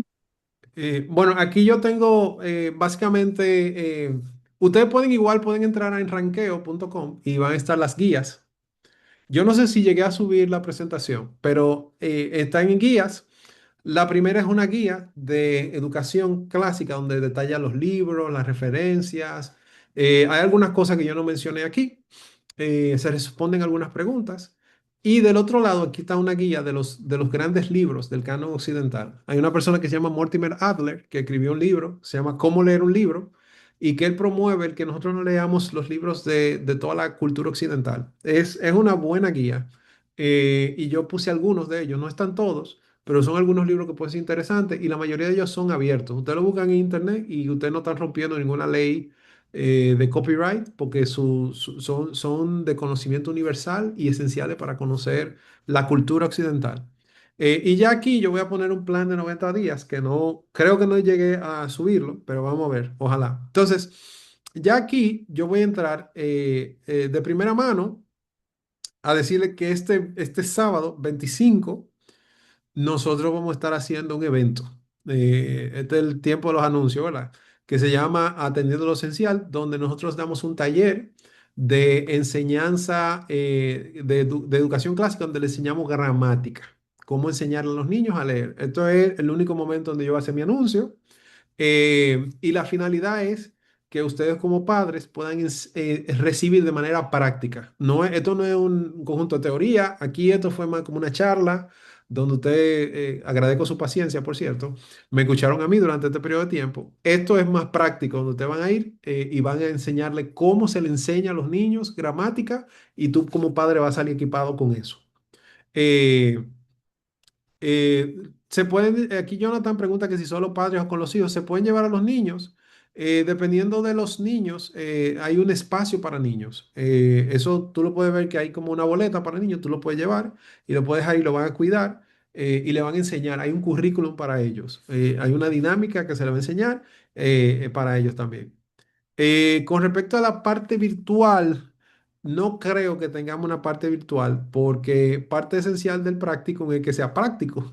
Entonces la idea es como que uno pueda tener físicamente a la persona. Sí, yo creo que eventualmente la comunidad de Classical Conversations va a tener como oportunidades de conectarse. Pero yo creo que no necesariamente, no necesariamente va a ser el énfasis principal. Yo creo que es importante uno conocer gente del área. Entonces, moviéndome, vamos entonces a ver algunas respuestas. Yo le pedí a algunas personas que me hicieran las preguntas que tenían. Yo voy a intentar ir por toda esta pregunta bien rápido y después yo creo haber cubrir con todo esto la mayoría de las preguntas que ustedes me hacen, pero si tienen otras, yo las voy a responder, no se preocupen. Entonces dice, por ejemplo, esto fue una madre que me dijo que no le gustan las matemáticas a sus hijos y que hemos agotado las técnicas. Dice que tiene 13 años y que lo que le gusta son la decoración y los idiomas. Y esto es algo interesante porque a veces yo tengo el problema con mi hija mayor. Mi hija mayor no le gusta la matemática. Mi hija menor es sumamente buena en la matemática, muy disciplinada. Y mi hija tiene entre ceja y ceja que no le gusta. Y nosotros hemos tenido varias conversaciones y yo intento acercar las matemáticas desde la perspectiva que a ella le gusta. Por ejemplo, a ella le gusta el arte. Le gusta, por ejemplo, ella está obsesionada con que tengamos hagamos un videojuego. Y estamos construyendo un videojuego poco a poco. Y es una buena oportunidad para yo enseñar matemáticas. Y aquí está lo primero. Yo creo que a veces, cuando nosotros decimos que al niño no le gusta, es que puede ser que haya un hueco de años atrás o algo que ellos no manejan correctamente y qué bueno identificar qué es eso. Si es que el niño no tiene la capacidad porque no aprendió una herramienta que se frustró. Por ejemplo, también puede ocurrir que sea que el niño haya sido frustrado de alguna manera. Por ejemplo, yo me recuerdo que mi esposa, te pido disculpas, Katy, eh, no le gustaban las matemáticas. Ella tenía problemas con las matemáticas. Y cuando nosotros hablábamos, ella me recordó, me dijo que era que ella tenía un profesor que le daba con una regla en las manos porque ella se equivocaba. Entonces, uno de los principales problemas que yo tenía con mi esposa cuando yo conversaba de matemáticas es que ella no le gustaba aceptar que se equivocaba. Y yo le decía, mi amor, pero es que eso es normal, la gente se equivoca, pero si tú no lo aceptas, tú no puedes mejorar. Y mucho de eso tenía que ver con esa referencia que ella tenía en su mente de que si ella se equivocaba, eso iba a haber un castigo. Entonces, y yo creo que uno no lo nota al principio. Entonces, lo otro es que es bueno tomar en consideración los gustos. Si a ella le gusta la decoración o si a él le gusta la decoración, no hay ningún problema. Vamos a enseñarle con decoración. ¿Qué problema? Lo que más tenemos ahora con inteligencia artificial y cómo nosotros podemos, cómo la decoración está asociada con la matemática. Ah, mira, tiene un sentido de proporción, tiene un sentido de geometría. Si yo empiezo primero con lo que a él le gusta, es más fácil que él lo conecte y pueda acceder a eso. Y algo que yo tendía a hacer cuando yo estaba en la universidad, a mí me fue muy bien en matemáticas durante la universidad. Y una técnica que yo utilizaba cuando yo no quería aprender algo, era que yo me leía una biografía de alguien que había hecho algo con respecto a eso. Entonces, por ejemplo, mira, yo voy a trabajar con las catenarias. Las catenarias son unas curvas específicas, se utilizan en cálculo. Y yo descubrí que las catenarias son importantísimas para hacer puentes que son esenciales y estudiarlas. Ah, pues sucede que automáticamente eso se hizo más interesante para mí. Entonces, el yo asociarlo con algo útil que yo puedo ver en mi vida, que hace sentido, automáticamente hace más atractivo el yo estudiar eso. Entonces, muchas veces no es que el niño no encuentre eso atractivo, sino que nosotros no hemos encontrado una forma de conectarlo con lo que genuinamente le gusta. Y nadie conoce mejor a nuestros hijos que nosotros. Así que está en nuestro poder y está en nuestro trabajo el poder alcanzarlos y ayudarlos a entender. Y lo otro es que no necesariamente todos los niños van a ser unos genios en matemáticas. A mí me gustaría. De hecho, a mi hija le encantan las canciones, le gusta la música. Y yo honestamente tengo miedo del mundo musical, del mundo artístico. Yo preferiría que ella fuera una ingeniera, pero tengo que trabajar con lo que tengo, ¿verdad? Entonces, la idea es, tal vez ella no va a ser excelente en matemáticas, pero a final de cuentas yo lo que quiero es que ella sea la mejor versión de lo que ella puede ser, no la mejor versión de lo que yo quiero que ella sea. Pero yo necesito que ella sepa lo esencial bien, y entonces tal vez el cálculo se lo dejamos a la hermana. Entonces es bueno respetar la identidad del niño y ver cómo nosotros explotamos lo del niño. ¿Por qué? Porque muchas veces nosotros podemos crear personas frustradas. Y yo conozco personas que han terminado la carrera, han obtenido el título y se lo entregan a sus padres y dicen, mira, ten, ese título es tuyo. No es mío, porque eso no es lo que yo quiero. Y entonces imagínese pasar toda una cantidad de tiempo estudiando algo que tú no quieres o que no te conviene porque esa no es tu identidad. Entonces, otro punto, una pregunta que dice, mira, me enfoco en su plan de carrera y ya. Bueno, ya hacemos énfasis en que cuando un niño es pequeño o es joven, muchas veces el enfocarse en la carrera es un problema porque la carrera no existe o ya no existe. Y eso es algo que normalmente tiende a pasar. Cuando las personas toman decisión en función de la carrera, dicen, ¿qué es lo que está dejando dinero hoy? La pregunta normalmente es errónea, porque si tú te empiezas a preparar para la carrera que da dinero hoy, mañana no te va a dar dinero. La carrera que va a dar dinero cuando tú estás listo es la carrera que todavía no deja dinero. Entonces es importante que se le eduque a ella para que tome buenas decisiones. Yo creo que eso es lo esencial. Y muchas veces el tú especializar demasiado a una persona lo deja en una posición difícil. Usted no conoce mucha gente que se han especializado, por ejemplo, en ser deportista, toda su vida en ser deportista, y se lisiaron de una pierna. Y ya esa es su identidad. Ya ellos no saben más nada, no tienen muchas opciones. Entonces, muchas veces nosotros podemos pensar, bueno, si él se especializa, es lo mejor, pero tú puedes dejar a esa persona sin opciones, sin alternativas. Y es bueno, y es lo que normalmente se conoce como especialización tardía. Tú educas al niño de manera general para que él pueda elegir cómo especializarse. Y obviamente, como le decía, es importante identificar qué cosas el niño o la niña son parte importante de él. Si a tu hija le gusta el arte, como en mi caso, bueno, vamos a leerle arte. Y por ejemplo, a mi hija le encantan las cartas que tienen que ver con arte. Nosotros tomamos fotos, mostramos pinturas y ella sabe cuáles son las pinturas. Y recientemente ya estaba haciendo pinturas inspiradas en el impresionismo. Y eso fue porque tuvimos una serie de lecturas en el impresionismo. Esa clase es una clase que ella no se quiere perder. Y eso hace el proceso de aprendizaje mucho más interesante. Entonces yo creo que eso es importante. Y lo otro es que hay que asegurarse de que ya si él llegó a una edad donde él tiene que tener esas habilidades de carrera, pues sí, ya es un adolescente, tiene que saberla sí o sí. Hace sentido.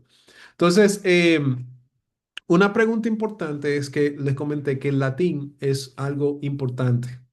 Esta persona me preguntó de latín para cuarto de primaria. A mí me gusta mucho, yo creo que el latín es esencial. El español es el hijo del latín, pero no solo el español. Cerca del 70% de las palabras del español vienen del latín.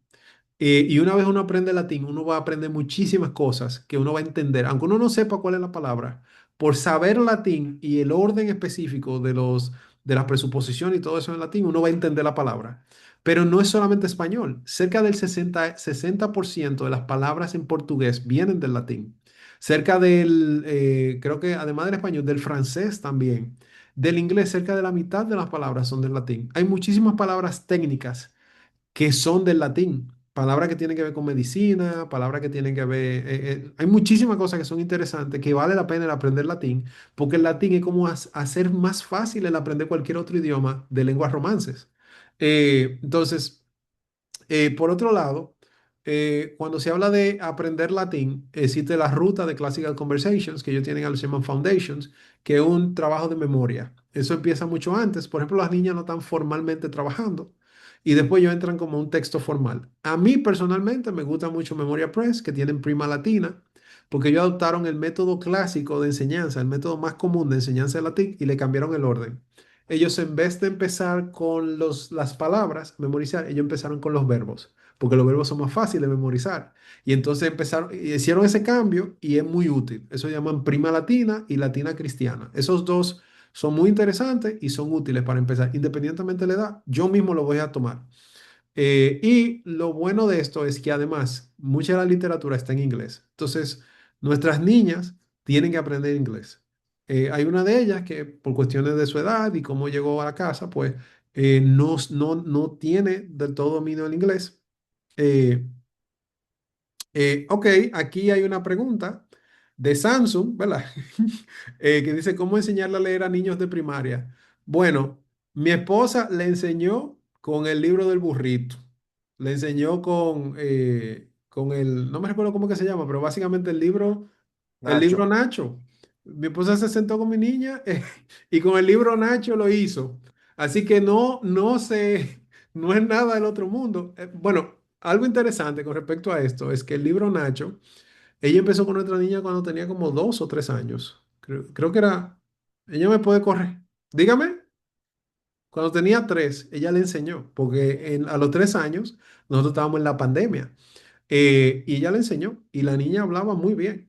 Y tenía más léxico que la mayoría de los estudiantes que estaban con ella cuando entró a la escuela. Y luego nosotros tuvimos que realfabetizar la más pequeña. Y en ese proceso también fue con el libro Nacho. Y funciona, no es nada sorprendente. Lo único que es importante es que uno se tome el tiempo de repetir, de hacer con ella, de jugar, de asegurarse que ella lo entienda. Y no hay nada sorprendente con respecto a eso, personalmente. Nosotros hacemos un énfasis en el inglés porque queremos que nuestras niñas sean bilingües, pero también queremos que aprendan latín y que aprendan griego. El griego es muy útil a nivel científico y muchas cosas como, por ejemplo, biología y todo eso, y otros idiomas. La idea es que ellas sean manejen múltiples lenguajes. Entonces, aquí, con respecto a RD, el trivium, ¿verdad? ¿Cómo se aborda el tema de la historia? Miren, con honestidad, en Classical Conversations todavía normalmente nosotros le damos historia del mundo e historia norteamericana. Eso es muy nice, pero lo que está haciendo la comunidad, por ejemplo, es que está creando su propio currículum local de historia. Y por eso le decía que se están memorizando, por ejemplo, los nombres de los diferentes presidentes. Hay una gran oportunidad ahí de que nosotros hagamos eso. Por ejemplo, mi hija mayor está leyéndose el manual de historia de historia, más conocido, el que se utiliza en la universidad. Eso es lo que ella está leyendo. Y de Fran Boya Pons. Eso es lo que ella está leyendo. Y por ejemplo, ya se leyó la otra historia dominicana de Fran Boya Pons también. O sea, ella está leyendo historia y está más enterado que muchísimos dominicanos de aquí. Entonces, no, que no se frustren con respecto a eso. Eh, entonces, yo creo que existe la oportunidad de nosotros enseñar la historia, y posiblemente la comunidad cree un libro para eso. Porque yo creo que una parte importante y algo que adolece el dominicano, que el dominicano promedio, eh, bueno, saludos, saludos desde Honduras, muchas gracias. Entonces, por ejemplo, yo creo que una parte importante que se ha perdido es el debido respeto, por lo menos en Dominicana, a los padres de la patria, a Dios y todo eso. Y es una buena oportunidad para enseñar la historia y lo importante de la historia. Nosotros creemos que sería bueno enseñarle todo lo bueno, todo lo malo, para que entiendan la historia correctamente, y enseñarle el himno. Por ejemplo, mis hijas, honestamente, a esta edad son mucho más patrióticas de lo que yo era a esa edad. Y yo creo que eso es significativo. Entonces, otra pregunta que tiene, dice, ¿qué nivel de preparación debe tener el padre para impartir la educación clásica? Bueno, es simple. En resumen, tiene que tener un poquito más de preparación que el hijo.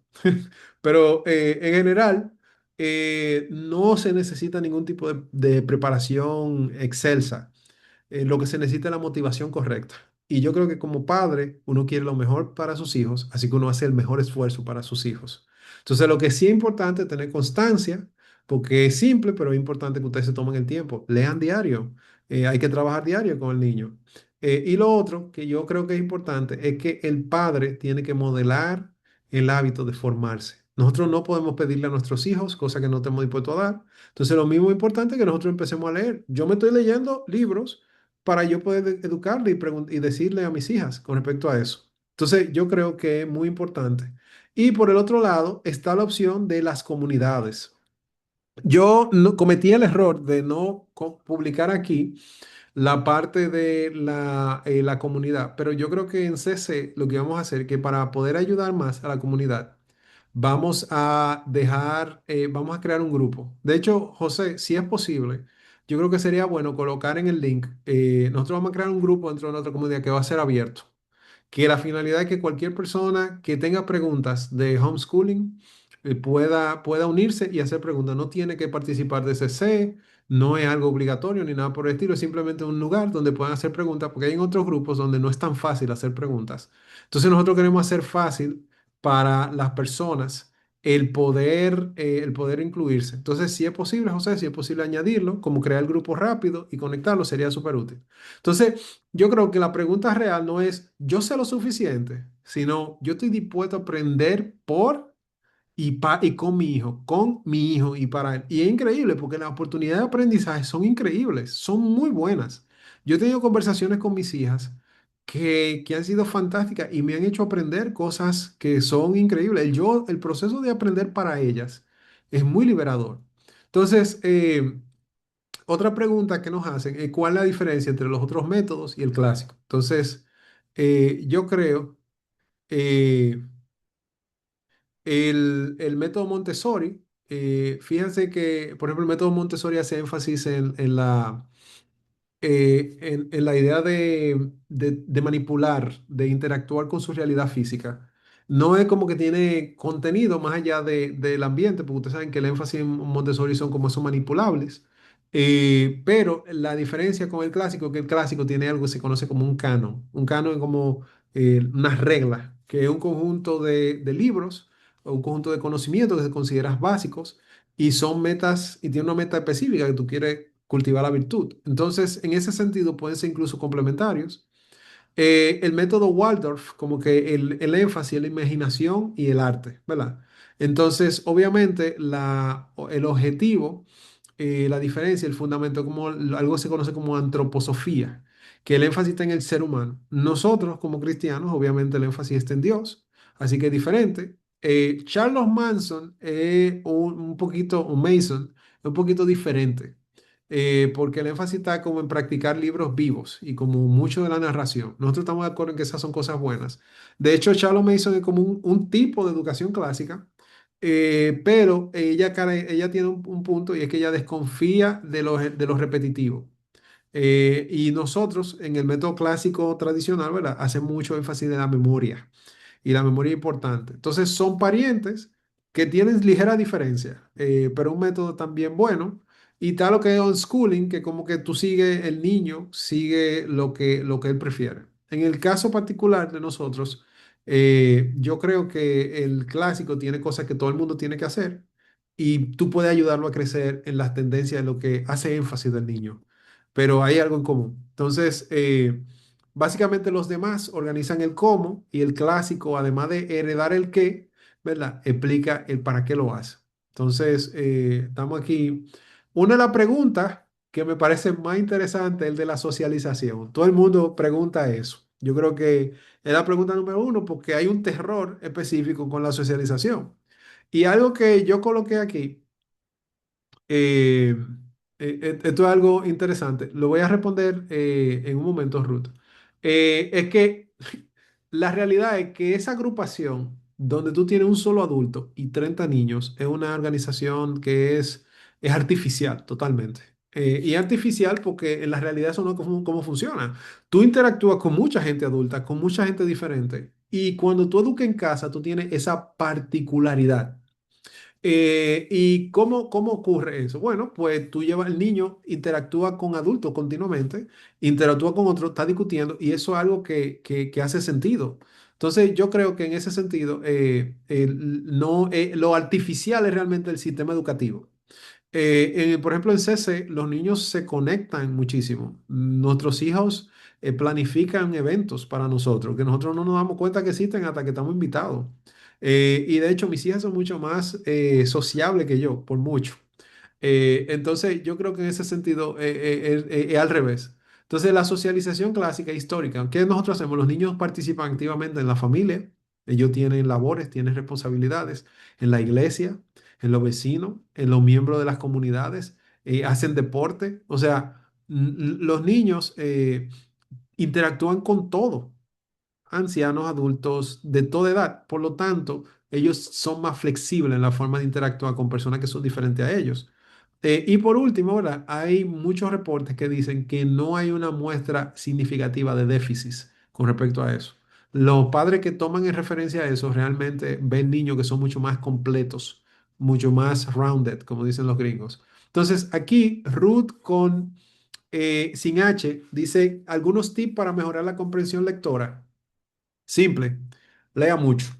Y yo creo que lo que es bueno es conectar el leer con el placer.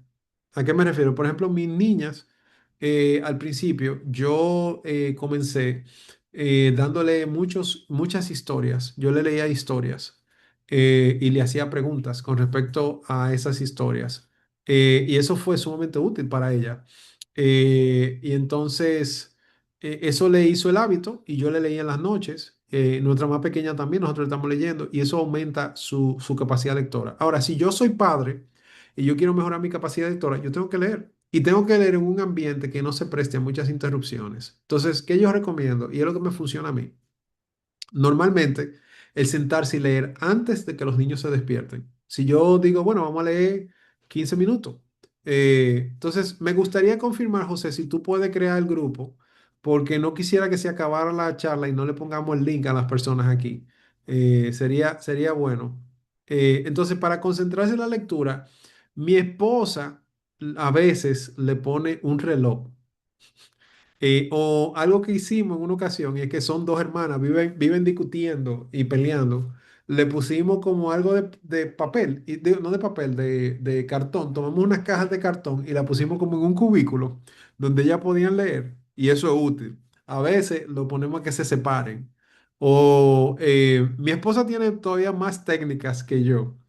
Pero algo que yo creo que es útil también es motivarlas a leerles, leerle uno a los niños, eso es muy interesante. Por ejemplo, mi hija se ha leído múltiples veces una serie de 4 libros que se llama The Wingfeather Saga. Son 4 libros que yo considero que son grandes para su edad. Ella se lo ha leído varias veces. Y algo me parece interesante es que ella volvió a leerlo y ella lo que quería era que yo se lo leyera. Y yo digo, pero tú lo leíste ya, sí, pero es diferente porque tú no me, usted no me lo leyó a mí. Entonces, eso yo creo que es significativo. El tú leerles y ellas escuchar va a aumentar su capacidad lectora. Y el ellas leer y leer en voz alta va a aumentar su capacidad lectora. Entonces, si ellas hacen lecturas en voz alta, como van a tener que, para entonarla correctamente la palabra, entender la palabra, aumenta su capacidad lectora, su comprensión. Y el que uno le haga preguntas después de ellas leer, también aumenta su comprensión. Entonces, yo creo que si uno hace eso de manera frecuente, eso va a aumentar su capacidad lectora. Entonces, entonces, en términos generales, bueno, aquí dejaron el link para los que están interesados y dice, las revisiones de la investigación concluyen, los niños educados en casa participan, se relacionan y maduran igual o mejor que sus pares escolarizados. Y esto es algo interesante porque Miren que algo que pasa en las escuelas tradicionales, y me voy a mover rápido después de eso. En las escuelas tradicionales, nosotros le enseñamos que lo único que permanece son los jóvenes que están a su nivel. Cuando un niño empieza a encariñarse con un adulto, nosotros lo movemos de ese lugar. Entonces los niños aprenden tradicionalmente a no confiar en los adultos, a no confiar en las figuras de autoridad. Sin embargo, cuando ellos aprenden en casa, ellos aprenden a confiar en las figuras de autoridad que han demostrado confianza, que son los padres. Entonces, porque los amigos vienen y van, pero la gente que está contigo, que es una figura de autoridad permanente, tú tienes que darle más tiempo y tienes que darle más confianza. Y eso es una oportunidad que ofrece el homeschooling que no lo ofrece la escuela tradicional, que crea desconfianza en los padres, crea desconfianza en la gente mayor. Entonces, otra pregunta que hacen mucho es, ¿y la universidad? ¿Van a poder entrar? Yo sé que algunos de los que están aquí ya educan en casa, pero sí hay forma de educar en casa y para eso se utilizan escuelas sombrillas. Pero las escuelas, las universidades en general, existe la base legal, pero me voy a mover rápido. Sí, se puede educar en casa y lo que se utiliza normalmente es una escuela sombrilla norteamericana. Pero con todo eso, las universidades prefieren los estudiantes que son educados en casa y que son educados en educación clásica. ¿Por qué? Porque ya ustedes están viendo lo que está pasando en las universidades. Los estudiantes universitarios no saben leer. Y ustedes le están mandando a la universidad un estudiante que ya sabe leer. Ustedes le están haciendo la vida más fácil a la universidad. Un estudiante que sabe pensar, que sabe escribir, que sabe entender, que sabe procesar. Ese muchacho va a estudiar solo. Él no se va a quemar en una materia. Entonces esos niños, esos jóvenes, tienden a ser preferidos por las universidades y tienden a dársele hasta becas con más frecuencia que los otros. ¿Por qué? Porque son mejores estudiantes y garantizan una mejor oportunidad para la universidad porque la universidad tiene alumnos que puede decir, mira, estos son los mejores. Y es lo mismo que pasa, yo le tiendo a decir a mi hija, qué bueno que ella sea una buena estudiante. ¿Por qué? Porque todo el mundo quiere jugar o entrenar a Michael Jordan, pero poca gente quiere enseñarle o ser mentor o tutor o ser el coach de una persona que es malo estudiando. Entonces, el tú ser bueno te garantiza y tener la capacidad de aprender por ti mismo te garantiza muchas más oportunidades que tú te puedes imaginar como estudiante de educación clásica. Entonces, algunas personas dicen, bueno, el latín es una pérdida de tiempo, no, no es que está muerto el latín. Y la realidad es que no. El latín está tan muerto que el 70% del vocabulario en español, como le decía, viene de él. No tan solo se estudia para conversar, aunque se puede, sino que es un lenguaje muy regular. Es regular en el sentido que las reglas son claras y permiten aprender con mucha facilidad los otros lenguajes, portugués, francés, italiano, entre otros, ¿verdad? Lo otro es que la mitad del inglés culto, los términos de derecho, medicina, ciencia, muchos de ellos están en latín. Y para el hispanoparlante, una buena forma de entender como la estructura básica, la arqueología de la lengua española. Entonces, por otro lado, está la idea de que si la memorización no mata la creatividad. Y yo que soy diseñador, como uno de mis trabajos, normalmente lo que hace un diseñador es que tiene, un buen diseñador, lo que tiene es mucha experiencia muchas fuentes de referencia y tiene tanta que tú no te das cuenta de dónde fue que la copió. Entonces la memoria no es un problema para el memorizar, da más creatividad. Porque mientras más problemas tú has visto, mientras más cosas tú has visto, mientras más tú tienes memoria, más fácil tú puedes aplicar. Y eso es algo que me pasa en los negocios frecuentemente, que yo digo, mira, nosotros podemos implementar esta metodología que utilizó tal compañía porque yo la conozco, yo conozco ese caso. Entonces, mientras más se memoriza, mientras más se aprende, más cosas se pueden aplicar y hacen una persona mucho más flexible. Entonces, y este es el ejemplo clásico, una persona que se sabe bien sus escalas musicales, el que hace jazz. Y el jazz es improvisación. Pero para tú improvisar, tú tienes que saberte de memoria muchas cosas. Y luce como que tú estás haciendo algo nuevo improvisando, pero porque tú has practicado bastante. Entonces, la memorización ayuda en ese aspecto. Y por otro lado, la ciencia cognitiva dice que la memoria de largo plazo, la capacidad de memorización es un aspecto esencial. De hecho, es por eso que los países que tienen más éxito en las pruebas académicas de las pruebas PISA son aquellos países que hacen énfasis en la primera etapa de la infancia en la memorización. China hace un énfasis importante en la memorización. Japón hace un énfasis importante en la memorización. Corea hace énfasis importante en la memorización. Singapur lo hace. Entonces eso es algo que es importante, el ver que eso es lo que funciona al principio. Y ¿verdad? Los niños, si tú le enseñas bien, si tú lo pones juegos, pues disfrutan memorizar. Eh, y en términos generales, aquí hay una distinción que yo quiero hacer con respecto a la tecnología, y es que muchas veces los niños dicen, pero que el niño se va a quedar atrasado con respecto a la tecnología. La realidad es que no. La realidad es que tú puedas usar WhatsApp sin tú enseñarle. Yo no le enseñé WhatsApp a mis hijas y mis hijas lo saben. Yo lo que quiero ahora es que ellas no entren a WhatsApp y quiero alejarla del celular. Entonces, nadie necesita tener WhatsApp desde el principio. Eso es innecesario. Lo que sí es importante es que los niños entiendan lo básico para no ser esclavos y tener el dominio y el control que le da el pasar tiempo sin la tecnología. Entonces, yo creo que algo que estamos viendo es que el attention span, la capacidad de concentración de la gente ha disminuido considerablemente. Si ustedes trabajan con tecnología, ustedes lo han notado, que ustedes tienen menos capacidad de prestar atención. Entonces, lo que nosotros tenemos que hacer es hacer énfasis en que los niños aprendan a tener atención, no necesariamente en aprender la tecnología. Y si ellos tienen la capacidad de prestar atención, pues van a hacerlo mejor. Entonces, la mayoría de los ejecutivos de Silicon Valley enseñan sin pantallas. Y eso es algo importante porque ellos son los que hacen la tecnología. Cuando tú ves al dueño de Facebook que dice que sus hijas, hasta que no sean adolescentes, él no le va a dar un celular, yo creo que hay algo sospechoso ahí, ¿verdad? Entonces yo creo que es importante el entenderlo. Entonces, por otro lado, algunas personas dicen, bueno, esto es solo para familias ricas. La realidad es que no. Como yo le mostré, casi todos los libros que yo le mostré de referencia son gratuitos, lo pueden conseguir gratis. Y ya las cosas que cuestan dinero, como el latín, como la matemática, son mucho más baratas que muchos de los colegios caros privados de aquí, de este país. Por ejemplo, nosotros estamos calculando para dos niñas aquí y yo creo que anualmente nos sale como en 26,000 pesos todos los gastos para Classical Conversations. Y eso no es mucho cuando tú lo consideras que es anual. Entonces, eso yo creo que es importante. Y lo importante es dedicarle tiempo y constancia y leer y hacer el hábito de la familia a la lectura. Entonces, en general, esto es importante. Yo creo que esto ya lo respondí realmente. Esto es algo que la iglesia, escudriñarlo todo y retenerlo bueno. Y por otro lado, la edad no es una limitante. Lo que uno hace es que uno introduce el aprendizaje al nivel donde está el niño. Y eso yo creo que es crítico. Entonces, por otro lado, eh, entonces nada, yo voy a cerrar. Aquí está la presentación, ustedes tienen el link. Si tienen alguna duda, la última pregunta que voy a responder es que tal vez ustedes no se sientan seguros con respecto al niño de si tienen notas de cómo van a medir si el niño va bien o va mal. Y esto es algo que yo he estado trabajando y es, si ustedes escanean aquí, nosotros estamos pensando en traer evaluaciones para los padres que están empezando con el homeschooling para que puedan medir, comparándolo con otros niños, a qué nivel están y puedan medir comparado con cómo están los niños de este país y de Estados Unidos.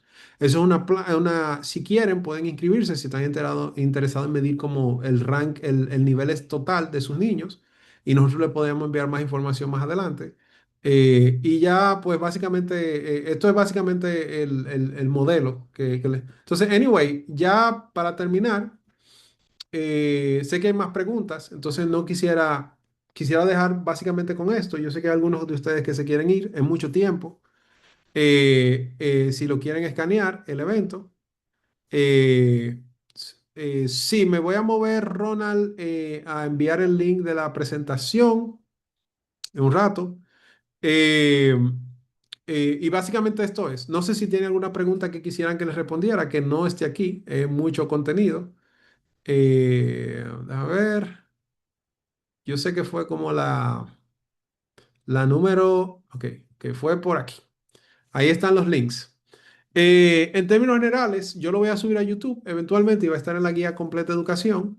Pero si tienen alguna pregunta, súper feliz de contestarla. Y gracias por su tiempo. Creo que pasé mucho más tiempo del que pensaba haciendo la presentación. Espero que haya sido útil. Me dejan saber si tienen alguna pregunta. Si no, yo simplemente voy a dar por terminada la charla.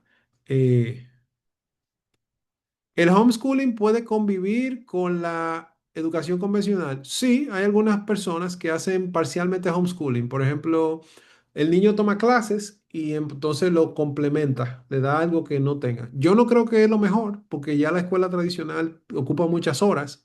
Y de hecho, algo que ustedes van a ver es que el homeschooling, estaba ahí entre las reuniones de la presentación, el homeschooling toma mucho menos tiempo. La escuela tradicional lo que hace es que...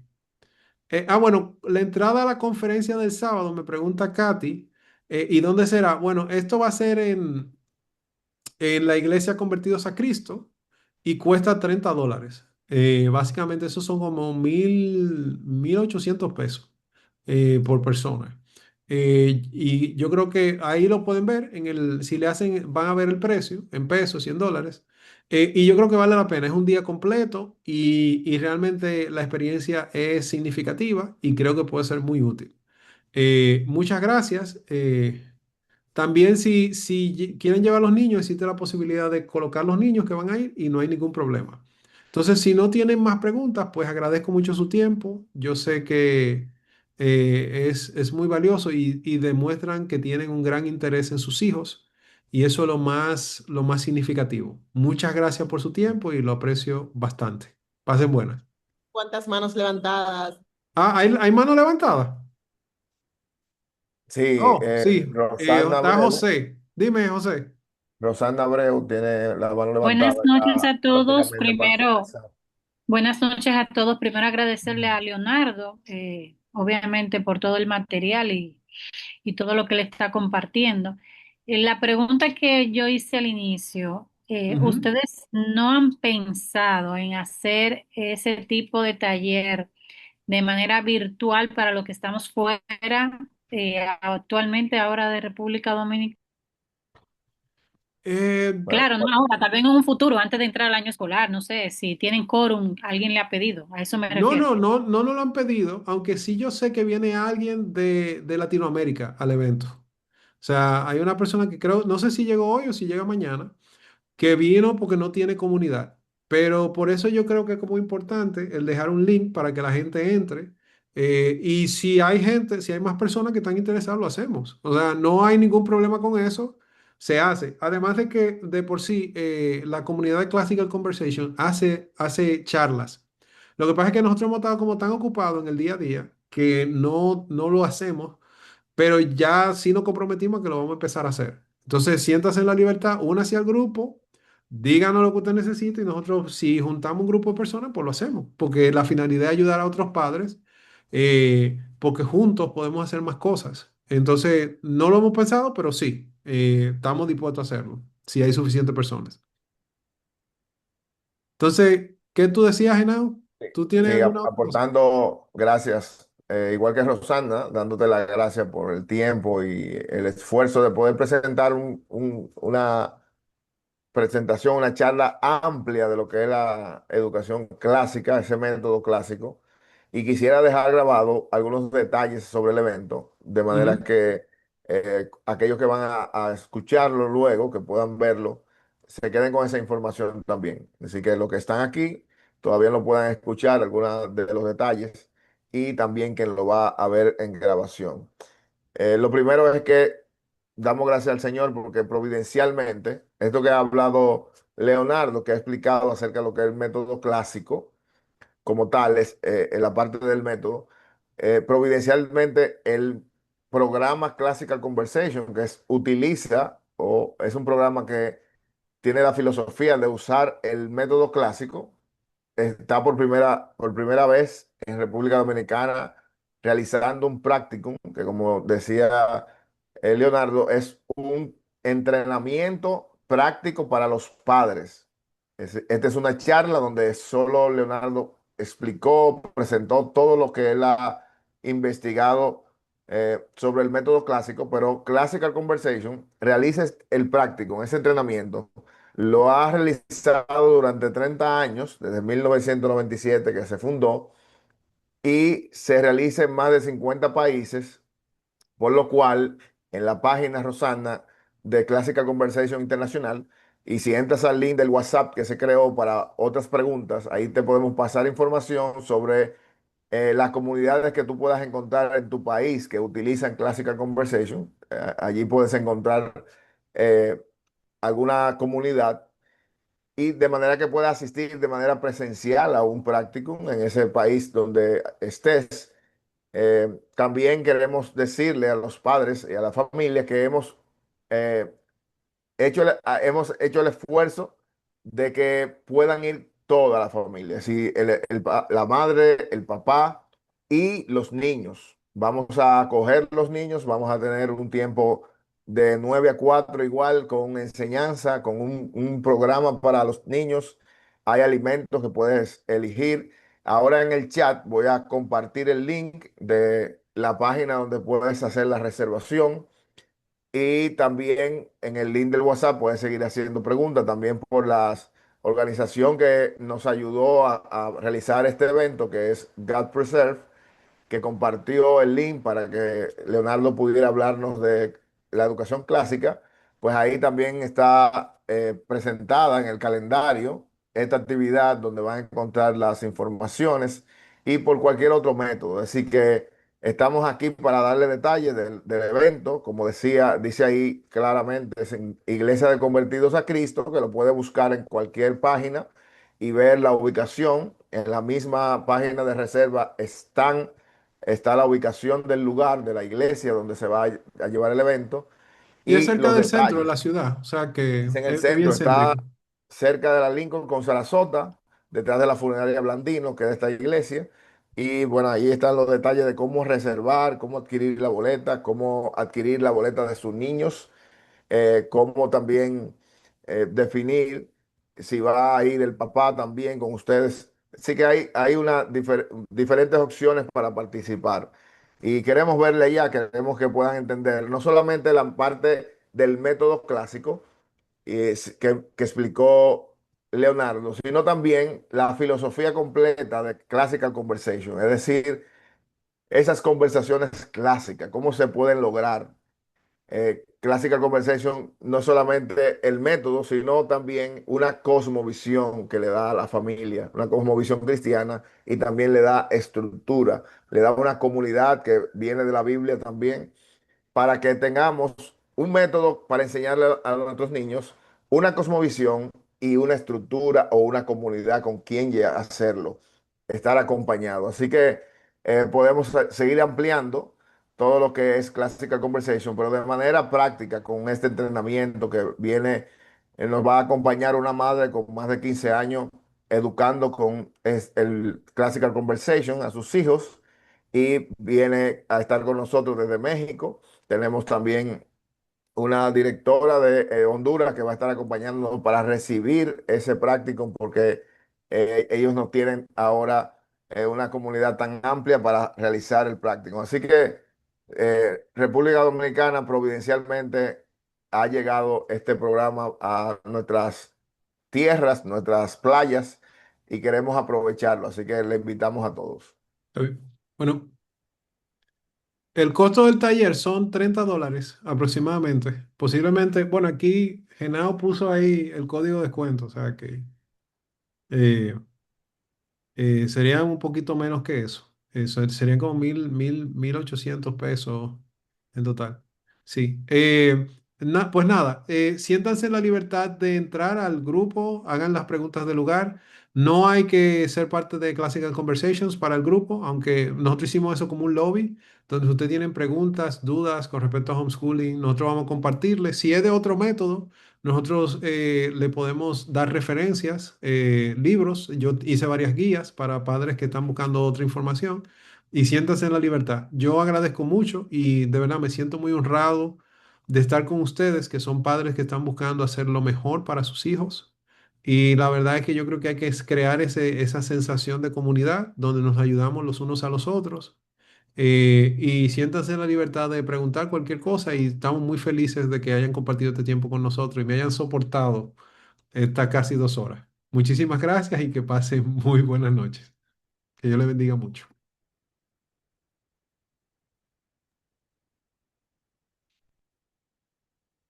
Creo que tienes que cerrar porque, ok, reclaim host. Que ahora sí. Lo termino. Muchísimas